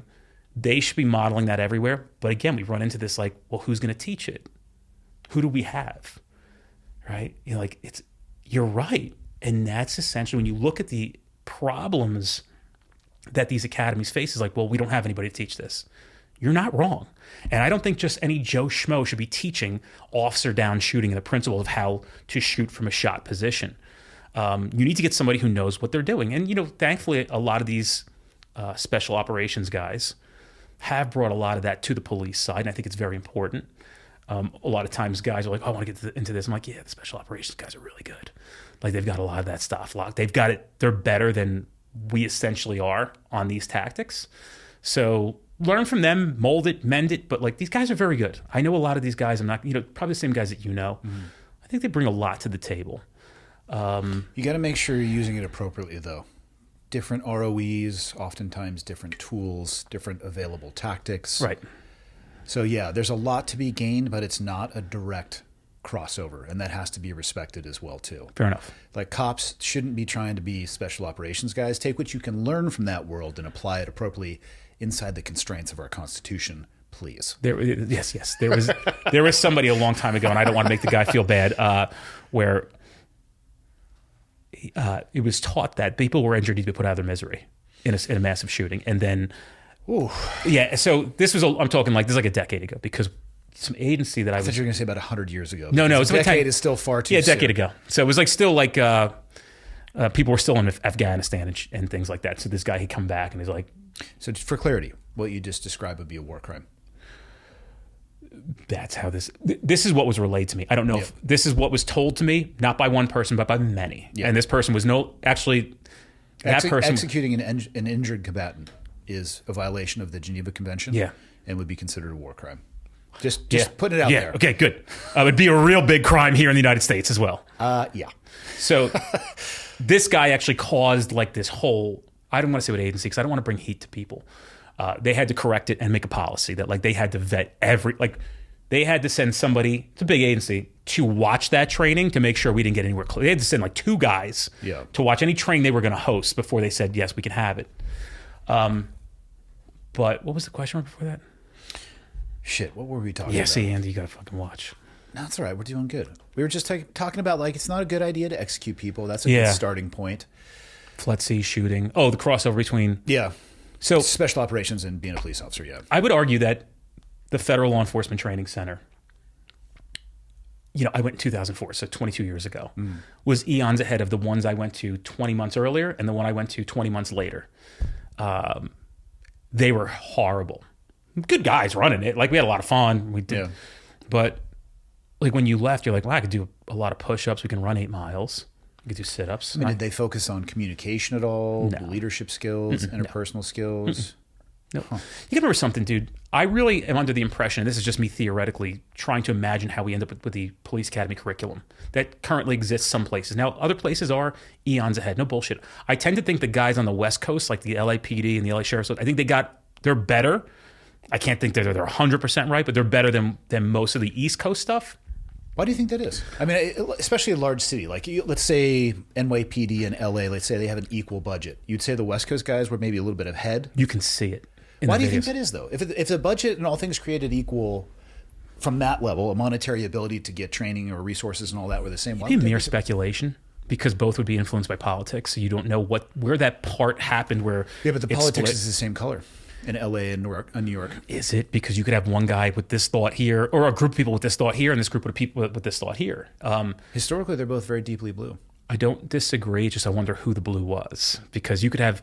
I mean, I know Democratic, and I'm not trying to make this political conversations, but I mean, I know people who are Democratic that took the party ticket, but are full-blown police supporters. Mm-hmm. They need to take the party ticket because that one was available, and that's when they needed to use to run on. And they play that game a little bit.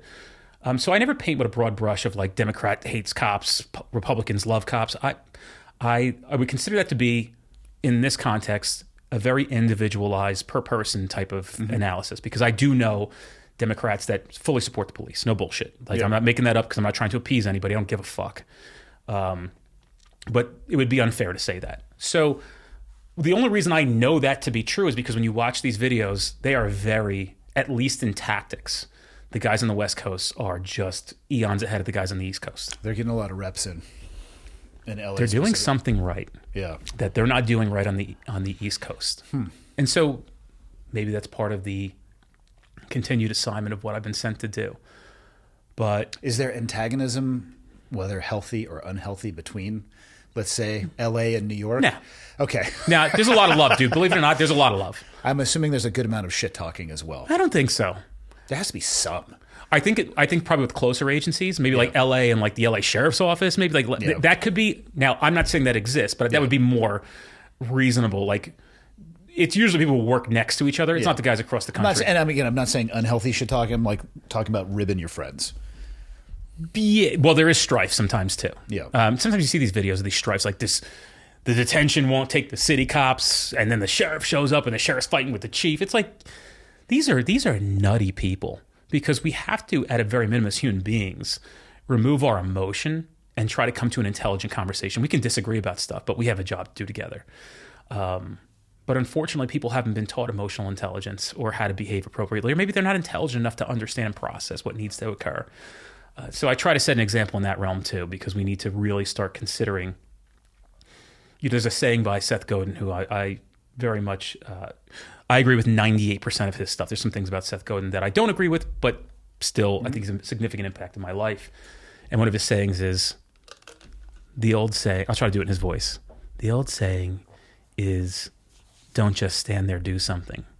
What you should really think about is, don't just do it, just stand there, don't do anything. And so what that means is, you if you have knee-jerk emotional reactions before you can think, you're going to make mistakes. So anytime anything happens, we just need to breathe, unless it's an emergent situation, and let it all calm down. Let some dust settle and give it some time. And then we're going to think about how we're going to respond. Because when you're activating that fight or flight and your amygdala is punching you in the throat to do something immediately, you're going to make a bad move, a bad decision. I'm not talking about emergent situations where you have to start figuring out what you're going to do, breathe, and go after an active shooter. I'm talking about there's some criticism coming in. Mm-hmm. There's this thing that happened. How are we going to address it? And what's the best way for us to address it where we can get to the best solution? How do you, in your curriculum, teach from a mentality perspective, officers approaching a vehicle from an interaction with the people that are inside of it? When you become a cop, it is very hard to figure out who you are. So what's going on in the brain is, well, I'm this person now. So how do I get respect? And your mind immediately goes to, I'm going to have to be this cop. And what I try to emphasize to everybody is, you would think that would work, but it actually works just the opposite. So show me a cop in an agency who's the best cop. You go to an agency and say, who's the best cop you guys got? I could almost guarantee you that guy's going to walk out and be one of the nicest people you've ever met in your life. As a matter of fact, not only be nice, but he's probably the guy that's made more arrests, or girl that's made more arrests in this agency, is an absolute bulldog on the road, but does it with such professionalism and such kindness and such personality that even when that person may see somebody they may have arrested or prosecuted, they want to buy him a drink because I'm one of those guys. Yeah. I didn't grow up that way. I mean, in the sense of the police world, I didn't start out that way. I looked at the guys I work with. I thought I should act like these guys. It was wrong. And when I figured that out, I was able to share that with people. But there is a line that you have to be able to balance between being too friendly. And I'll give you an example.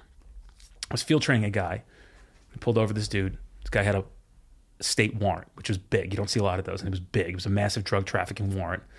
And he got out of the car. This guy was hardcore criminal. I'm talking about, like, this guy had done time, no question about it. Big dude. Just, you knew he was a born criminal. This is who he was. And he was a massive dude. He's about that life. This is him. And so I realized this guy has to come out of the car, and I've got this kid who's with me who's 20. I do my professional, hey, look, dude, this has nothing to do with me. You know what I mean? Like, you gotta come. Don't start, if this is something you don't think it is, don't start catching other charges here. It don't make sense. I don't want to fight you. He don't want to fight you. We don't want to do that. There's no reason for it. But your name was Rand. What do you want me to do, right? I promise you that I will treat you with the utmost respect. You're a big guy. We can cuff you in the front. I just got to search you. I don't have a problem. I have a belt in the car. We'll put you in the belt. No big deal. But I can put shackles on you if you want to do that's fine. I want you to be comfortable back in this car. When we get back, I'll get you food.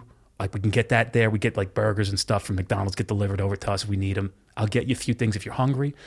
You can take your phone. You make as many calls as you want. I don't want to fight you. You're a big guy, and I fucking know that. But I don't have a choice. You're in this game a long time. I'm in this game a long time, right? And he's like, all right, gets out of the car. And he was not happy. And I forget him saying, like, this voice, like, Heron. He was calling Heron because it's a heroin warrant. He's like, Heron, fucking Heron. Fuck these motherfuckers talking about, right? So then I bring him to the back. We got to fingerprint this guy. We got to take pictures of him. I got to keep it. And by the way, I wasn't putting a show on. I'm trying to give this guy respect, right? We got to get something done. And you're not going to win no matter what, because I can call 700 cops if I have to, and we'll have to do. Let's not do it that way. It doesn't make any sense. This young guy started getting very friendly with him. He was very new. I had to take him outside, and I said, listen, I know you see me be very personal with people, but I got a lot of time in this game. Not only have a lot of time, I've been sitting under a tree for 14 years. I've been fucking out here. I worked in corrections to start. I did that I worked at a maximum housing unit. So I know how to talk to these people. I know what they think like. I've been in this game for a long time. These guys know I'm fucking street smart. They know it. They can I get it compliment all the time. Like, yo, you're street smart for a fucking white boy. I get compliments from people like, yo, you're fucking smart, dude. Like, how did you catch me? And I'm like nobody's caught me. And I'm like, you learn a few things. And I had to tell this kid, like, hey, I get it. I appreciate that you were trying to be kind with the guy. And you started fucking joking with the dude. That's a dangerous guy back there. And you're a little dude. That's a dangerous dude. Stay professional. but you can't lean that much further. Boundaries. Yeah, you got to have boundaries with them. Like, you may see me joke around with somebody, but it's a quick one and we're back. He doesn't have to know that I'm in charge, but he has to know that I'm in charge. And I'm going to give him respect, but we're not fucking friends. And he knows that we're not friends, but at least he's going to respect the work that we do. And so when I say the best cops are the nicest cops, it's always that pushback from some people who are like, you don't always need to be, you can't always be nice. And I'm like, I know, I get that. What I'm saying is you also can't always be a dick. Yeah, you have to have gears. So I tell people, like, the first thing you should have been told when you went to the police academy, your instructor should have came out, standing there in your position of attention and said, all right, first rule of being a cop, don't be a fucking dick. Just don't be a dick. And your life is going to be a lot easier. Because as soon as you're a dick, that's where problems start. You're frustrating people. And when I say to you, when you walk to a police agency and you say, where's the nicest guy or girl in here? Who's your best cop? I'm sorry, it's who's your best cop? And they bring this person out and they're personal, they're nice, they're professional, they know their craft. On the latter, when you say, who's the biggest asshole here? Who do you think's coming out? The opposite. Yeah. The dickhead, right? The guy who can't talk to anybody, the guy who ruffles feathers nonstop. And some of these guys live behind that persona where they need to adjust and they refuse to because they like that's who they are. Now, how many of those exist? Very few. I would argue less than 2% of an agency has that level dickhead. Every community does. There's God. You know, if people make the choice to be a professional criminal, that's your choice. So I get it. I'm not going to say I respect what you do for a living, but you've made that choice. I'm trying to be a professional police officer. Like, you've made your choices. I am here. I have things that I have to do. And so in that situation you just described, yeah, I'm glad it went that way. But there's so many things that people can do also to make stops easier. On the other side of, like, the officers being told, don't be a dick, like, every parent out there who is teaching their children to drive, please do me a favor. Say the same thing to them. Like, you're trying to enforce the laws. Police officers, spoiler alert, didn't write the laws. It's their job to enforce them. Nobody likes getting pulled over. Sometimes I get pulled over. I pull to the side, I roll my windows down, hands on the steering wheel, officer almost always comes up. I will take my wallet out of my pocket, put it on the center console, and I wait for them to, and they're always like, why'd you do that? I'm like, because I know how much it sucks to walk up on a car. And they're like, okay. And like, be cool. Yeah. Be fucking cool. Some people get that. And while I believe the internet and social media has somewhat in people's minds given them permission to get away with what they get away with, behave the way they do. Well, cops have been villainized. Right. And nobody sticks up for them. And it's rare that you have an administration that will stick up for them because they know. You can even see this with the media. The media knows who they can fuck with and who they can't. You go to Wayne Ivey, he's going to tell you to stick it up your ass. The media, he's got relationships with the media, and he's even asked me to speak to the media about my stuff, and he gave me, like, hey, this guy's not a bad guy. I'm not saying but he's not a bad guy. These other ones are out of their minds. But Wayne will tell you to stick it up your ass. But you can go maybe, I don't know, 100 miles away and find the guy who's going to be bending over backwards to appease any public eye and just completely throwing his people under the bus and making decisions before an analysis of what that person did was true. And you see these cops, like, nothing ever happens to them, but these guys are just they're not leaders. And I always tell people, like, stop calling these people leaders. They're not law enforcement leaders. They're management at best. And I mean at best, because they're not good managers. Mm-hmm. So what does it mean to lead? It means that you will, be unafraid to stand up for what you know is correct and right. Most people can't do that. It's terrifying because it threatens their livelihood. I want to be the chief. I don't want to go anywhere. I want to be the director. I want to be the sheriff. So I'm going to say what I need to say to appease my voters and the public. So I look good because I know what my voters want. But this guy didn't do anything wrong. How are you doing it to this guy? That's not fair. And that's the world that we live in. Yeah, leaders and managers are two very different things. But again, back to what you were saying is the internet has given people permission, but I want to just reiterate to people, like, hey, 25 years ago, people were assholes then too. Yeah. Maybe more of them now, but, like, they were assholes then too. Believe me, I was there. Nobody likes being on the other end of the authority figure power dynamic, but it's like also, yeah, it might have not stopped at that stoplight.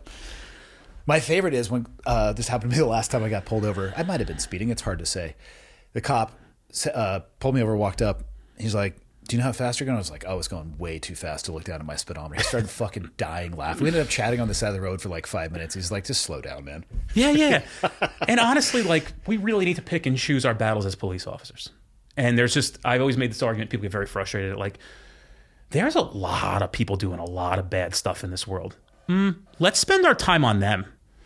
And so the best cops have to know what things to ignore because our resources are limited. Yeah. And so we can ignore things that aren't as a high priority of the things that you should be paying attention to.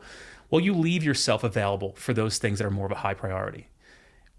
You can't literally stop every infraction that goes on in your presence. You have to learn as a good cop to ignore most of it. Yeah. And and again, this is something where somebody come in and start being critical about that statement.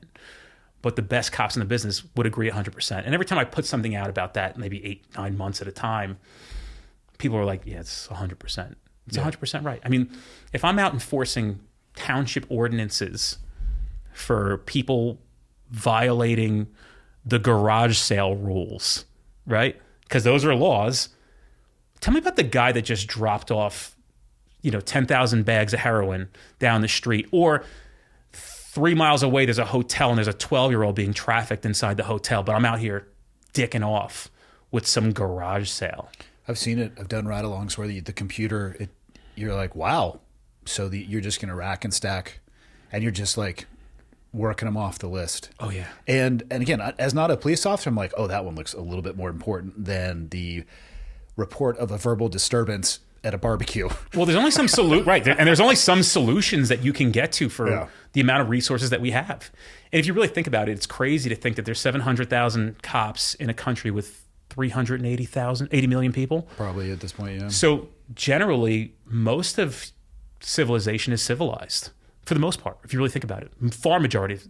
So thank God that exists that way, because we would never be able to enforce enough laws to keep people civilized. Do things happen? Yes. Yeah. Do I think these men and women are trying to do their best? I really do. I'm talking like 99% of them really show up with the intention of doing the best job that they can. They just haven't been given a fair shake, and it's fucked up.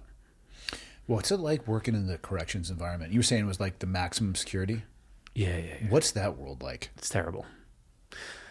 I would hope that the AI inventions come up with a way that human beings do not have to be in there and manage those folks. And the guys and girls who do that profession, my hat's off to them. It is a brutal profession. It is arguably the most difficult profession. Let's call it top 5, because I don't know what else you would throw in there, because then somebody will come with me and say, like, well, what about this? Okay, all right. Arguably, top 5 most difficult professions. It is absurdly difficult to do. What makes it so difficult? Is it just the risk Dude, involved? You're doing time. It's not even the risk. It's just like you're with these people that are just, they're the worst, right? I'm not saying there isn't a few decent human beings sprinkled in there for whatever reasons that are maybe act appropriate. This is society's worst offenders. These aren't people that are, rational thinking. They are primitive and they live by a different set of rules. And when you're inside of that environment 16 hours a day, you're a human being. You start picking up on the things that you become a product of your environment. And it's very sad. It's very depressing. I remember going to work one time. I had a convertible Mustang. I had a 93 drop top, 5.0, red with black leather, Flowmasters. And it was like May. It was like 81 degrees out. These girls pull up next to me in a Jeep on the turnpike. And I remember thinking to myself, I'm walking into this climate-controlled hell on this beautiful day. And I walk through those doors, and you're inside, and that's it. You've missed that whole day. And then on top of it, they were beating the piss out of us with double shifts. You're just getting stuck. You can't leave. It's a very difficult job. It's very hard. And you got to give credit to the guys and girls that still do it. Very, very hard. It was the worst job I ever had in my life. Not saying I wasn't good at it and I didn't run it well. For me, it was the worst job I ever had in my life. I mean, you want to talk about an environment that is just defined by its level of risk. I don't know. I don't know if it's the risk. I think it's more of the mental beat down of being in there, because not that corrections officers don't get assaulted or killed. It does happen. Arguably and statistically, you might have more risk as a police officer. I would think that's probably a fair statement. And, again, don't hold me to it, but I think it's a fair statement. And I'll go off of just the fact of how many police officers get killed in the line of duty every year. Yeah. And how many of those are corrections officers. So it's the mental impact that it has on you. The only PTSD I've ever had in my life and nightmares are from me being in jail. Thankfully, they've subsided. I haven't had a lot of them in a while, especially after I've gotten through my brutal political beatdown.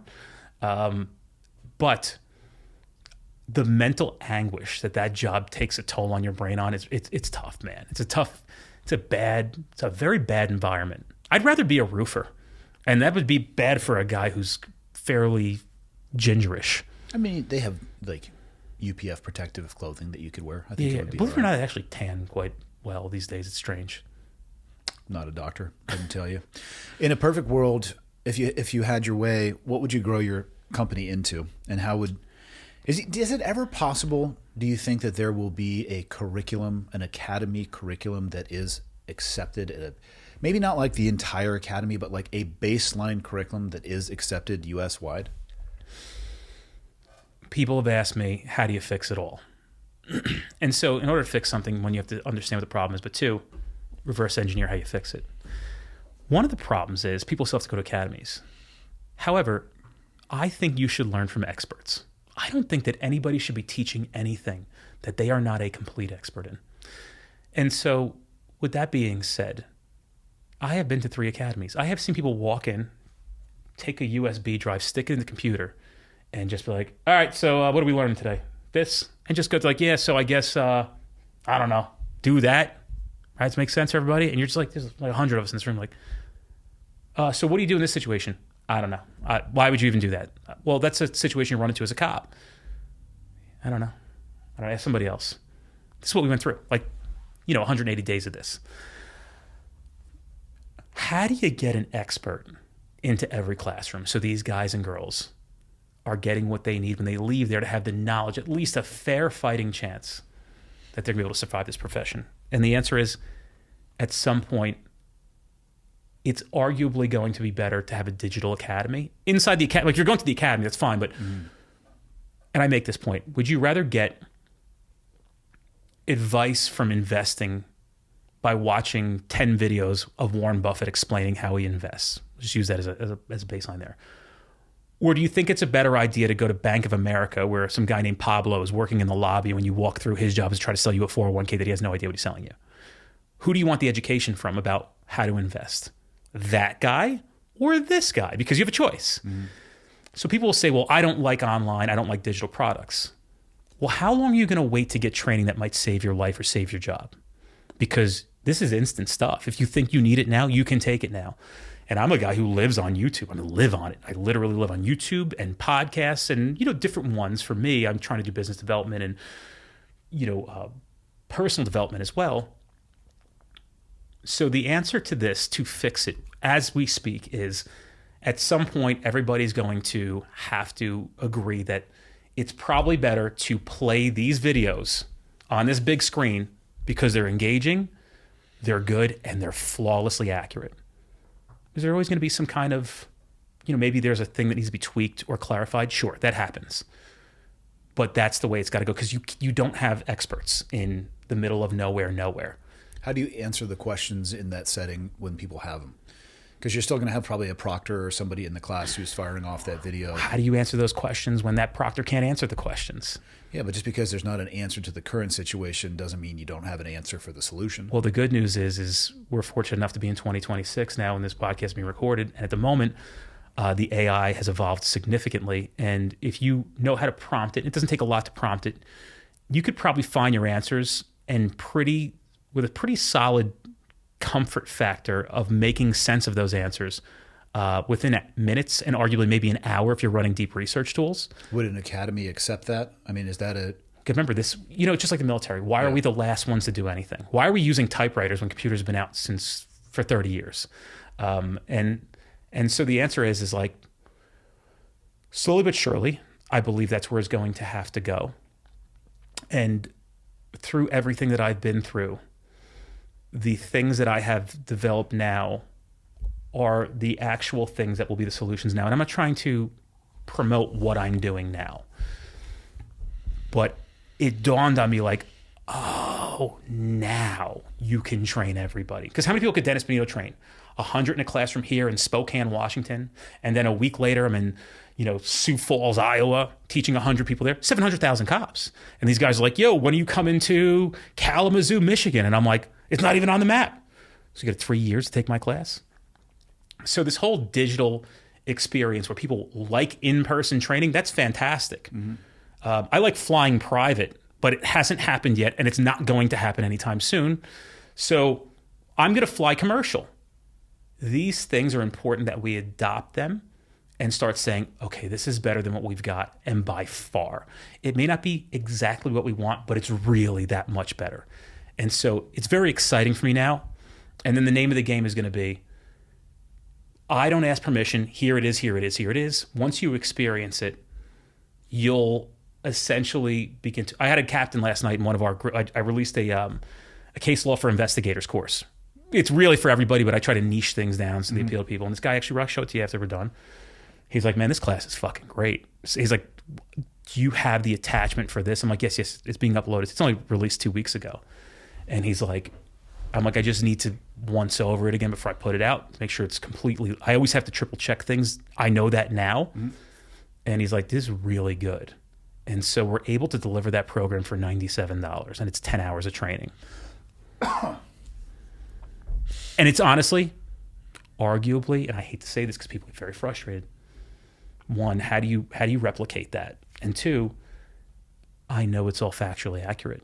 There's always human error involved when somebody's standing in front of a class, and maybe something is pitched to them that may be out of their wheelhouse that they might take a shot at and give the wrong information. And I'm guilty of it too, brother. I'm not perfect one bit. But what I'm saying is I'm trying my best, and I know that I'm under a magnifying glass, but everything that I do is with good intention and not self-serving. Obviously, I do this for a living too, so I need to make money to survive. I have people that work for me that depend on us to procure revenue so they can have a family and provide for their families. So there's an element of that too. I'm not sitting here pretending that I'm just this nonprofit guy who spends 90 hours a week working on these products. But I'm also saying, like, I'm not asking for $299. I'm not trying to pitch anybody. I'm just saying I've figured out a way where I can deliver it where you can't say I can't afford this. So here it is. If you would like, I made this for you. It's art. This is my art. This is what I make. I've made it affordable. I don't care where you are.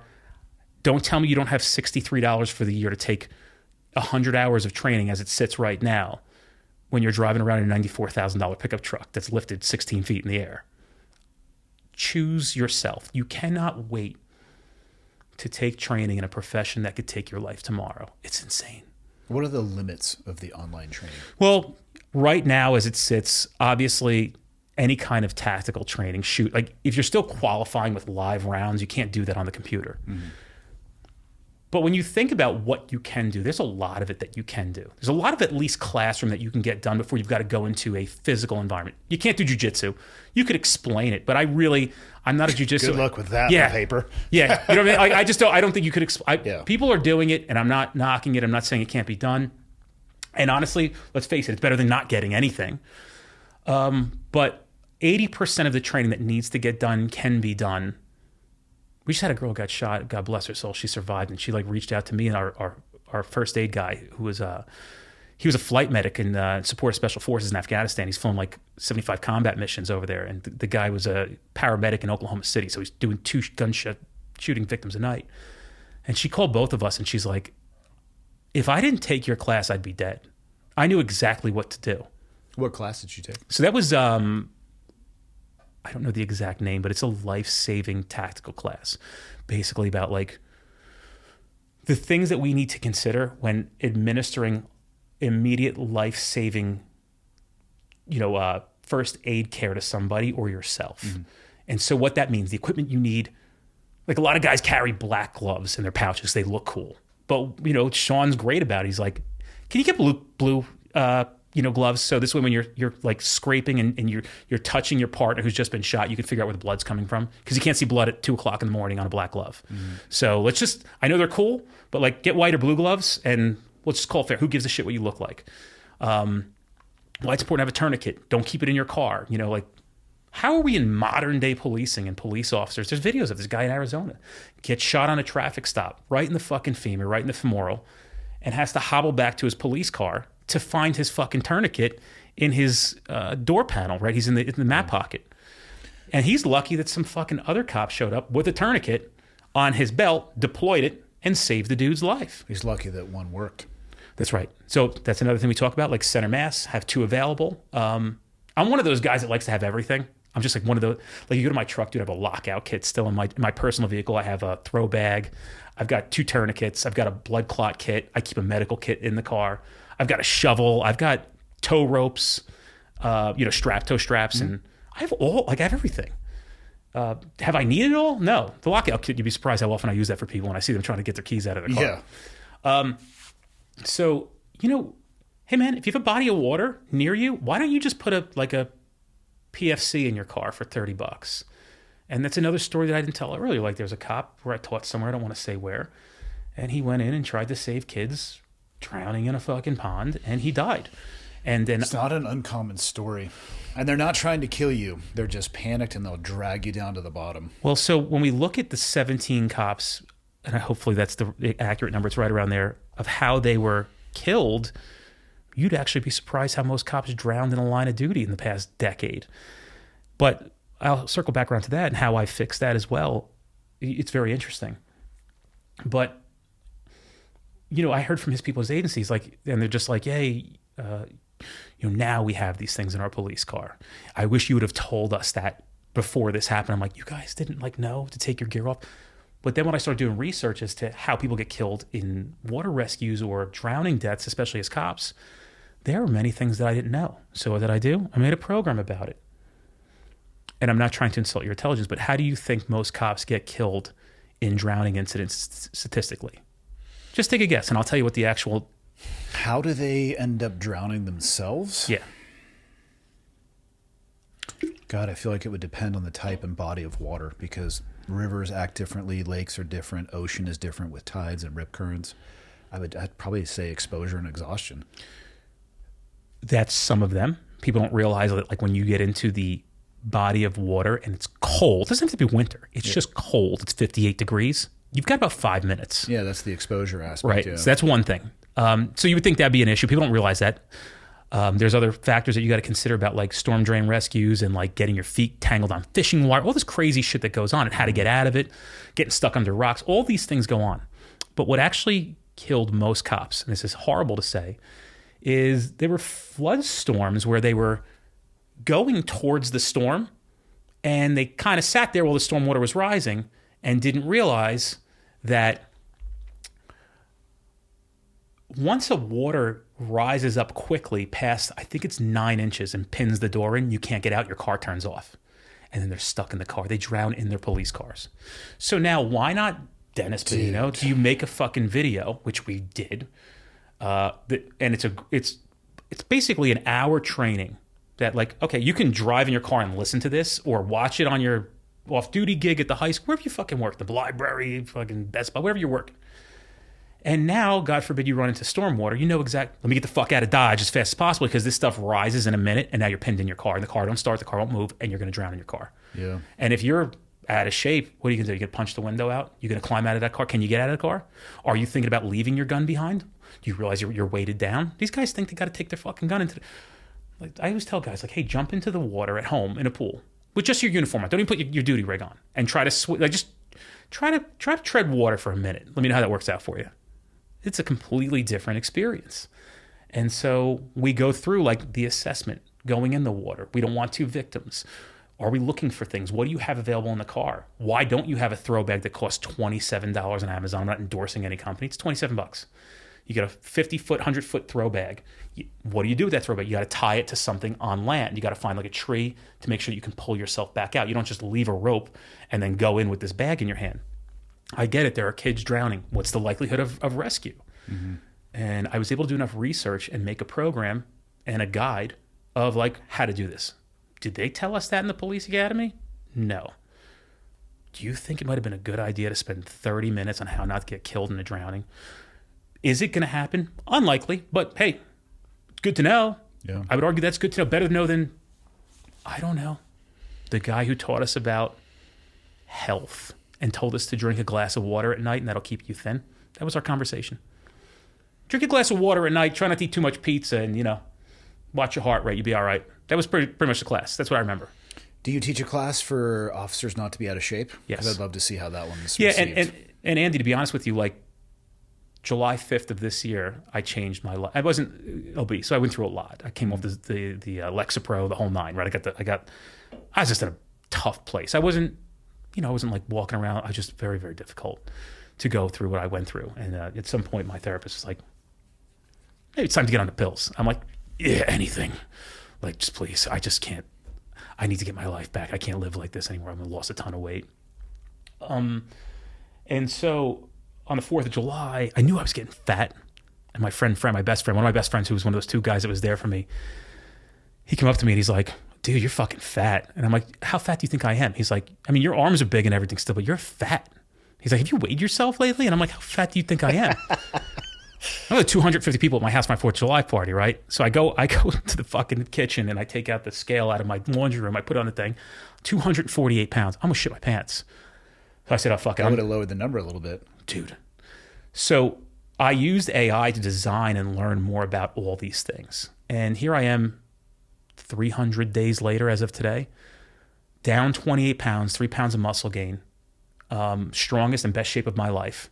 And I know everything about, I don't know everything. I know a lot more about caloric deficit, caloric excess, proteins, carbs, fats, movements, NEAT, all these things, how much you need to lift versus how you should lift. So I've taken all that and we build a program on that as well. It's done. It's actually right now as we speak, and I can show it to you.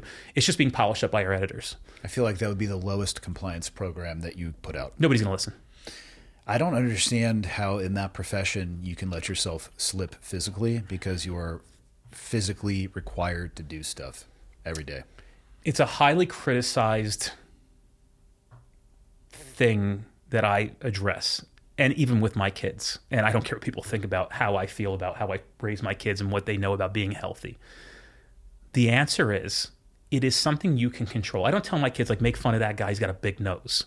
You can't help a big nose. I mean, you can go get it fixed, or this guy has a limp, or he has a short leg, or anything like none of that stuff, or he's missing an arm. If you are fat, you can fix it. Everybody's bodies work the same exact way. You need to go into caloric deficit, and you will lose weight as you move along. More movement, this, that, and the other thing. So I have very little compassion when you tell me you have, like your thyroid, all this bullshit that people tell themselves. Yeah, your thyroid's off, but you had 2,000 calories for breakfast. Okay? So your thyroid's probably off because you're fat. That's why it's off. You got some doctor who's full of shit telling you to put you on meds. How about you just figure out what you need to eat every day and understand the differences between caloric density in the foods you put in your mouth and where you need to be every single day and stick to it. So people were like, "Oh, I'm eating clean." I'm like, you can eat clean and still be eating in excess and have no body loss or any fat loss. So because it's controlled, because you can do it, don't tell me about your addictions and all this crazy. Like, how could every single person just subscribe to the fact that it's hard and I'm addicted? Okay, I get some of you have, like, you shake when you drive by McDonald's. I get that. And so what? You're just going to be fat for the rest of your life, right? I was politically targeted. Nobody stuck up for me. I was left out after all this great work that I did. Everybody I knew left me. And so what? Am I not going to do this anymore? Am I not going to still show if I can help these people? I'm still going to be here, right? It's the same thing. So yes, these things happen. Yes, these things exist. But what are you going to do with it? How long are you going to hold on to whatever it is you're holding on to that enables that behavior? And so I'm compassionate, but at what point do we stop having compassion and start taking control of what we look like? I've seen cops that are 450 pounds. How could they still be? Because there's nobody else. Because they work in the middle of nowhere and there's nobody else to take the job. And I hate, because I know these people are supporters of mine. I had 3 cops. They were made up the entire agency, and I don't want to say where they're from. Let's call it the northwest part of this country. They were 400 plus pounds apiece, the same agency. And I made a joke in class because I just couldn't help myself. And I said, what's the worst thing that happens with you guys? Like foot pursuit? And the response was, we don't have to run. There's nowhere to run to. We just follow them in the truck until they get exhausted because it was flat lands and they could just do that. And I said, oh, I'm not going here with you guys, but you guys look ridiculous. I mean, they look absurd. Yeah, they look like what it is. Yeah, it diminishes everyone's view of the profession, unfortunately. And so what's the solution? How do you get these people to comply with physical standards when they can't even get human beings to take the job? It's a tough thing. There are some standards in some places in some states, but overall, like at this point, especially like a place like the NYPD, they just need people who can breathe and write reports. They just need bodies. That's all. That they don't care what they look like. Have you seen some of these like physical agility tests they do? Mm-mm. Oh, dude, they're hysterical. Like walk up. Michael, NYPD physical agility test. Yeah, you'll see that they have like walk up 5 stairs and walk down 5 stairs. This is true shit. This is a warm up or just this is the test. See if you can get into the agency. Stop it. Yeah. There's like Canada's got some good ones. There's a Canadian one that was hysterical. I shared it where it's like. Oh yeah, let's take a look at this one. This one's gonna be funny. They might have now. They've gotten a lot of criticism, right? Get over the fence. That's real. Okay, look at this one. Walk upstairs and walk downstairs. Look at this. Push a thing. Drag a dude. Okay, 80 pounds. Trigger pulls 15. Can you pull a trigger of a gun? Look at this. I don't even. They name this something else. Stair climb. You're walking up steps and walking down steps. You're gonna have to work off duty at Yankee Stadium and Shea Stadium or City Fields. Trigger pull, victim rescue, pursuit run. Look at this. What is that thing supposed to simulate? I don't know, man. It's a pursuit run. They're running around cones like that. Yeah. You got to be able to pull a trigger 15 times. Okay, what do we got here? Hold your arms up. How long do you got to hold your arms up for? Could you imagine? This is What? and run. This is What? it. Look at this. Look at this. Oh, let's see. Oh, she couldn't do that one. Nailed it. Sick, bro. You know what? I bet she was Delta before this. Possible. Look at this. Could you imagine? This is modern day. No. They don't have a choice though because they can't get anybody to take this job. I don't really know what to say about this. It's outside of my area of expertise for sure. You don't have to be an expert to know something when you see it. And this was designed to get anybody they possibly could through this system to Looks like get. she has a weight vest on too. Is that supposed to simulate a work I don't vest? know, 30-pound weight vest. What could it be? Right? It's not like she's carrying a 100-pound rucksack. I mean, at least she's going up and down it a couple times. Okay. Fair. Physical restraint. Yeah, this is it. Power training machines. Look at that's about 20 pounds, right? You got. Oh, is that supposed to be simulating pulling on a person? I don't know, but those are 20-pound weights. Don't look at those dumbbells. Look in the middle ones. Those are 20-pound weights. It's 10s. That's a 10 and a 10. Yeah. Those are maybe no, they're 10s. They're 10s. Been working out a long time. Yeah, so it's like it's ridiculous. The pursuit one. Watch this one. Really? Pursuits look like this? Foot pursuits? Actually, I can pull up a lot of videos where they do. Sometimes, mostly because they're reaching their VO2 max. But yeah, I've seen some low speed pursuits of this on YouTube many times. And so this is just to get even... This is past the applicant process. To apply for the Academy. To pass to get it approved to go to the Academy. I have to assume they do more than this at the Academy. No, right? no.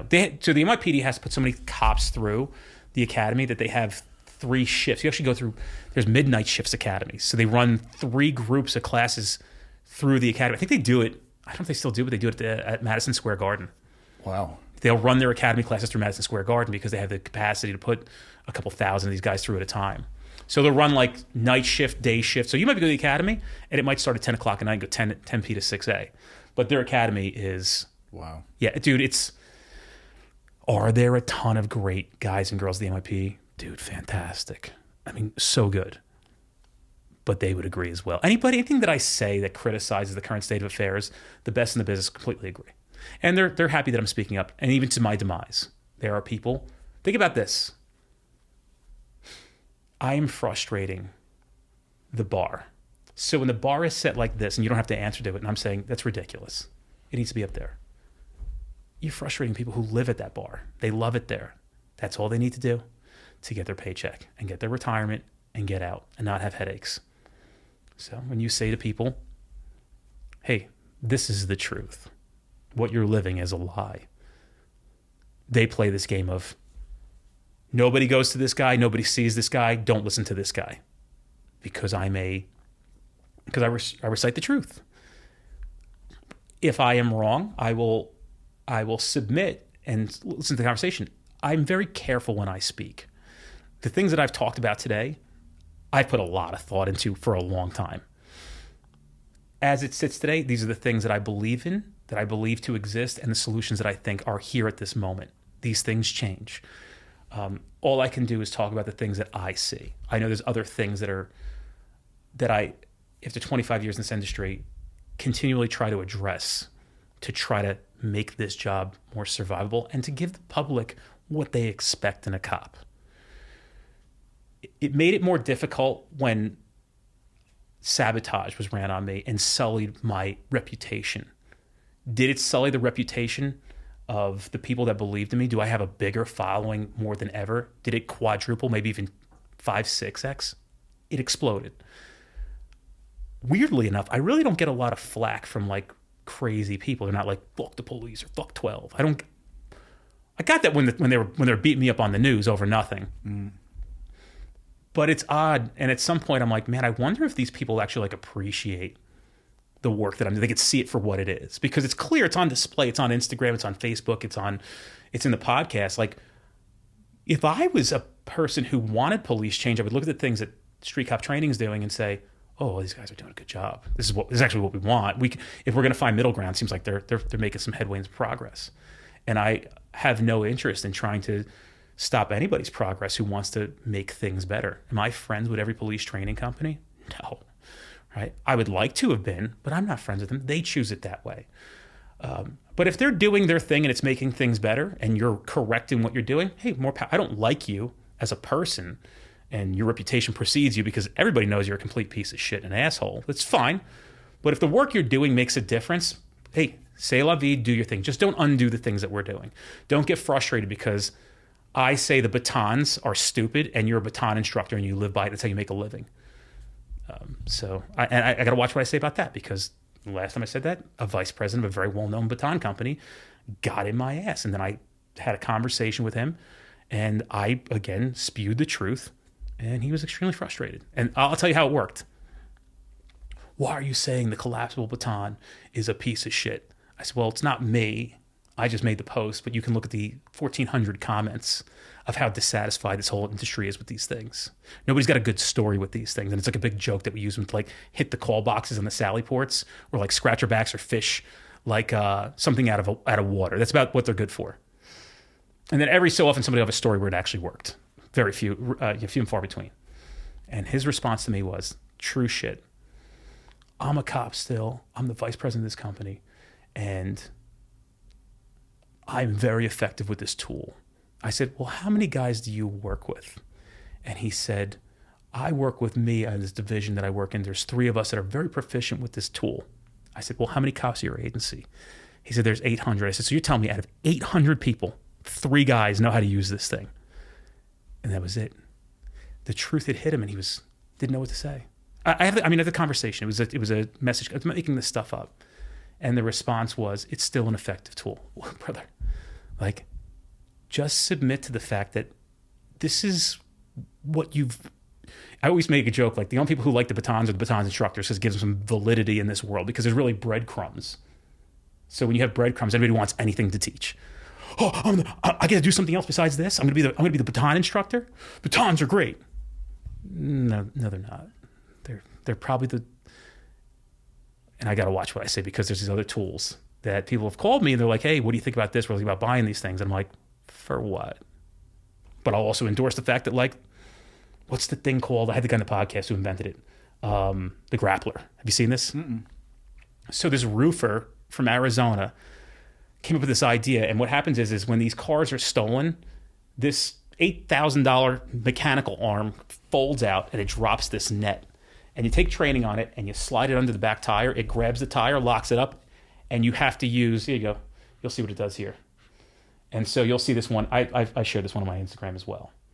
But you're going to see how impactful it is. And dude, this is arguably top 5 best inventions in law enforcement ever. As a matter of fact, it's so popular now because it's so effective and it saves lives and it saves property damage. Look at this thing.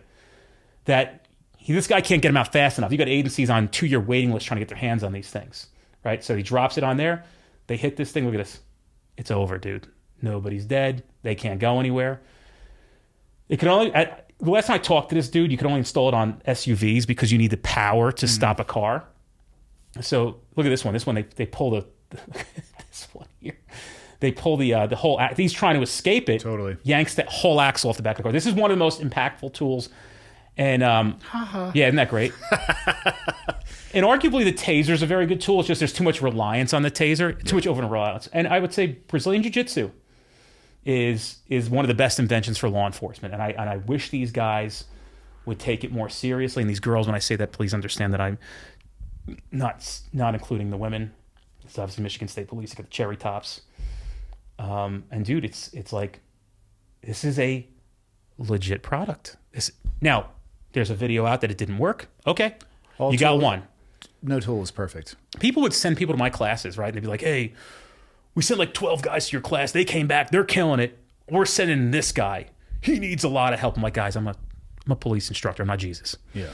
I can't change his chemistry of his brain. It's real tough. Well, I guess it could be front wheel drive. He could have maybe nursed that out a little bit more. But yeah, possibly. Traditionally hard to drive a 4-wheel vehicle with only two wheels left on it. Yeah, so these are some of the great tools, and dude, the drones. Oh, the drones are fantastic. And I'm not saying like I'm this guy who's this genius. Please don't see it that way. But a decade ago, I'm like, you know what they're going to have? They're going to have drones on top of buildings, and they're going to deploy pods. Because think about it, we can't be everywhere. You can have as many drones as you want. They're just recharging themselves. And if there's a car crash, let's say in this intersection, this highway, you got a drone, 3,000 feet away. Have your dispatcher deploy the drone, because sometimes we'll get a call of like car crash with injuries. We're going balls to the wall, right? Mm-hmm. Like now we're doing 100 to get there. We're here and all this stuff. And sometimes we get there and it's not that. Slow it down. It's not. So what better to get, somebody who's a drone operator to essentially launch this drone, go and see it and report back immediately. Hey, that doesn't have injuries. They're off to the side of the road. Slow it down. Let's not kill each other. Mm-hmm. Yeah, it's just increased situational awareness. So they're a very important tool. They'll save lives. And there's a lot of stuff on the horizon that this new technologies, new tools that are going to be, flock cameras are great. They're really good, dude. Flock cameras are, people are arguing facial recognition technology is profound. Again, they get this big brother thing, but you're forgetting about the importance of apprehending some of the most dangerous criminals in society. Yeah, but you can't bend the Fourth Amendment because of that. You can't. Either the Constitution counts or it doesn't. Yeah, no, agreed. And right now, as it sits, there really is no Supreme Court decision on facial recognition technology. It's been accepted overall. But take a guy like Whitey Bulger, who may have walked past a camera in the 11 years he was on the run, and they would have snagged him. But again, with all good things come bad things. Yeah. So I agree with that. And I can tell you, dude, I'm a proponent of the Fourth Amendment. I live by it. When weed became legal, I'm like, guys, stop considering the fact that you don't like that weed's legal. But then New Jersey made it so that you could smoke weed as a cop, and then everybody loved it. It's fair. Well, think about this. It's got to apply to everybody, I guess. So they changed the policy where you could, and like when that happened, it was just like nobody knew what to do. These agencies couldn't figure out what to do. And people were just like, I'm going to get gummies. So you can buy weed now like you buy sneakers in New Jersey. I'm shocked it's not federally legal at this point. I think at a state level, it's like we're within a couple election cycles of all 50 states having it legal. And dude, by the way, I don't drink alcohol. I don't smoke weed. I don't ingest any intoxicants. However, if I know that the number one procurement of a job-ending incident comes from alcohol, well, man, how many jobs do you think ended when somebody smoked a joint and played Fortnite and ate too many Cheetos? And the answer is, I can't remember the last time somebody punched their wife because they smoked too much weed. Yeah, unlikely for sure. If we did an analysis of the New Jersey cops, and nobody's going to do this research, and how many incidents didn't happen or the statistics went down where they were involved in something off duty, now that you're allowed to ingest marijuana, I bet you the difference is stark. What's there a time? I'm assuming there's a time limit. Yeah, it can be high at work. Yeah. But, don't forget, THC attaches to the fatty cells. So you can be pissing hot for weed. Doesn't mean you're high at work. Yeah. And so, and honestly, I have never heard somebody saying, like, this guy showed up to work high. And I have a lot of friends that are chiefs still. I know a lot of people in the industry. I haven't heard of a case of, like, this guy showed up smoking weed or... Yeah. I've heard from my friends, like, yeah, dude, they're handing out edibles to each other in muster and trading them. Like, that's the fun. Like, here we are. They're not using them, but like, yo, you got to try these. Like, but again, it's the lesser of two evils. I don't think it's a solution. I don't think you need to run to intoxicants to try to feel better. But I take that over drinking any day of the week. I think drinking is just, it's just one of the roots. I always tell people, like, alcohol is my best friend and my worst enemy. That's some of the best times of my life and some of the worst times of my life with the amount of booze I drank. Yeah, I get it, man, for sure. We got to get you on the road to the airport here relatively soon. What time is it? 12:29. Oh, yeah. We got time. Yeah. How close is Jersey Mike's to here? Got to get a sub for the flight. I think it's racist that since you're from Jersey that you have to. Racist. Jersey Mike's isn't a white man or a black man. You could get like a Montana Mike's. Can I tell you why I'm going to go with Jersey Mike's? It's because I know how to manipulate the sandwich to get about 70 grams of protein. Yeah, out of no. it. Once you can game the system, you go there for sure. Yeah. If you're gonna go to Jersey Mike's on the way, we got to get you out of here relatively. No, soon. it's okay. No, it's all right. It's we've been at it for 2.5 hours. Okay. Anyway, what do you want to leave people with, and then where can they find you? Okay, cool. I'll probably think of more things I should have said at the end of this after I leave, as we always do. But, I think a good place to leave people is, if you think you can make something better, try to make it better. It's not going to be easy to make it better, and you can't always ask permission to make it better. But if it's important to make it better, just make it better. Where you can find me is at streetcop.com and any of our social media channels, Street Cop Training. Is there one social channel that you may be more active on, or if people are going to reach out to you, you're more likely to see? I'm kind of addicted to Instagram, but that funnels into our Facebook. So at the moment we have, pretty substantial finding. Universe. Yeah, the meta universe. For me, it's a business tool, and it's a profound business tool. And honestly, it's a good education system that a lot of people are finding a lot of value in. So I don't use it for hooking up or to sit there and troll people. I do it to use it to create business and also to create awareness, but as an educational tool as well. So, Instagram, if you want to get in touch with me, and, the website, streetcop.com, is where you'll be able to email us if you want. If you have interest in the training tools, streetcopcommunity.com is arguably I'm just so happy with it, dude. I'm just so happy with the product. I sit there, I'm just like, I tell John, who works with me, my right-hand guy, I'm like, John, it's so good. Like, you don't even, and he's like now become like a Fourth Amendment expert because he's building the products with me. And I'm like, it's so fucking good. He's like, how do you know? I'm like, it's so fucking good, dude. Like, it's so flawless. It's so good. And because we build it in-house, it's so inexpensive. It's so smart. And I'm not trying to toot my own horn. I'm just so happy that the Lord brought me along this path. And if I hadn't gone through the things that I was going through and got in the shunning that I experienced, I wouldn't have been doing this thing. So it just comes around full circle. And, if anybody's going through very difficult times in your life, just so you know, storms come in and storms leave. No storm lasts forever. Hang in there and don't think you have to be able to do things. All you need to do is survive it. And time is your friend. And you'd be surprised how much time becomes your ally. And as more time passes, life returns back to normal. And it's worth it because life is beautiful. It's a pretty good ending. I try. As far as endings go. I try. It's pretty good. Thanks for making the trip out, man. I appreciate it. Thanks for having me, brother. Yeah, of course.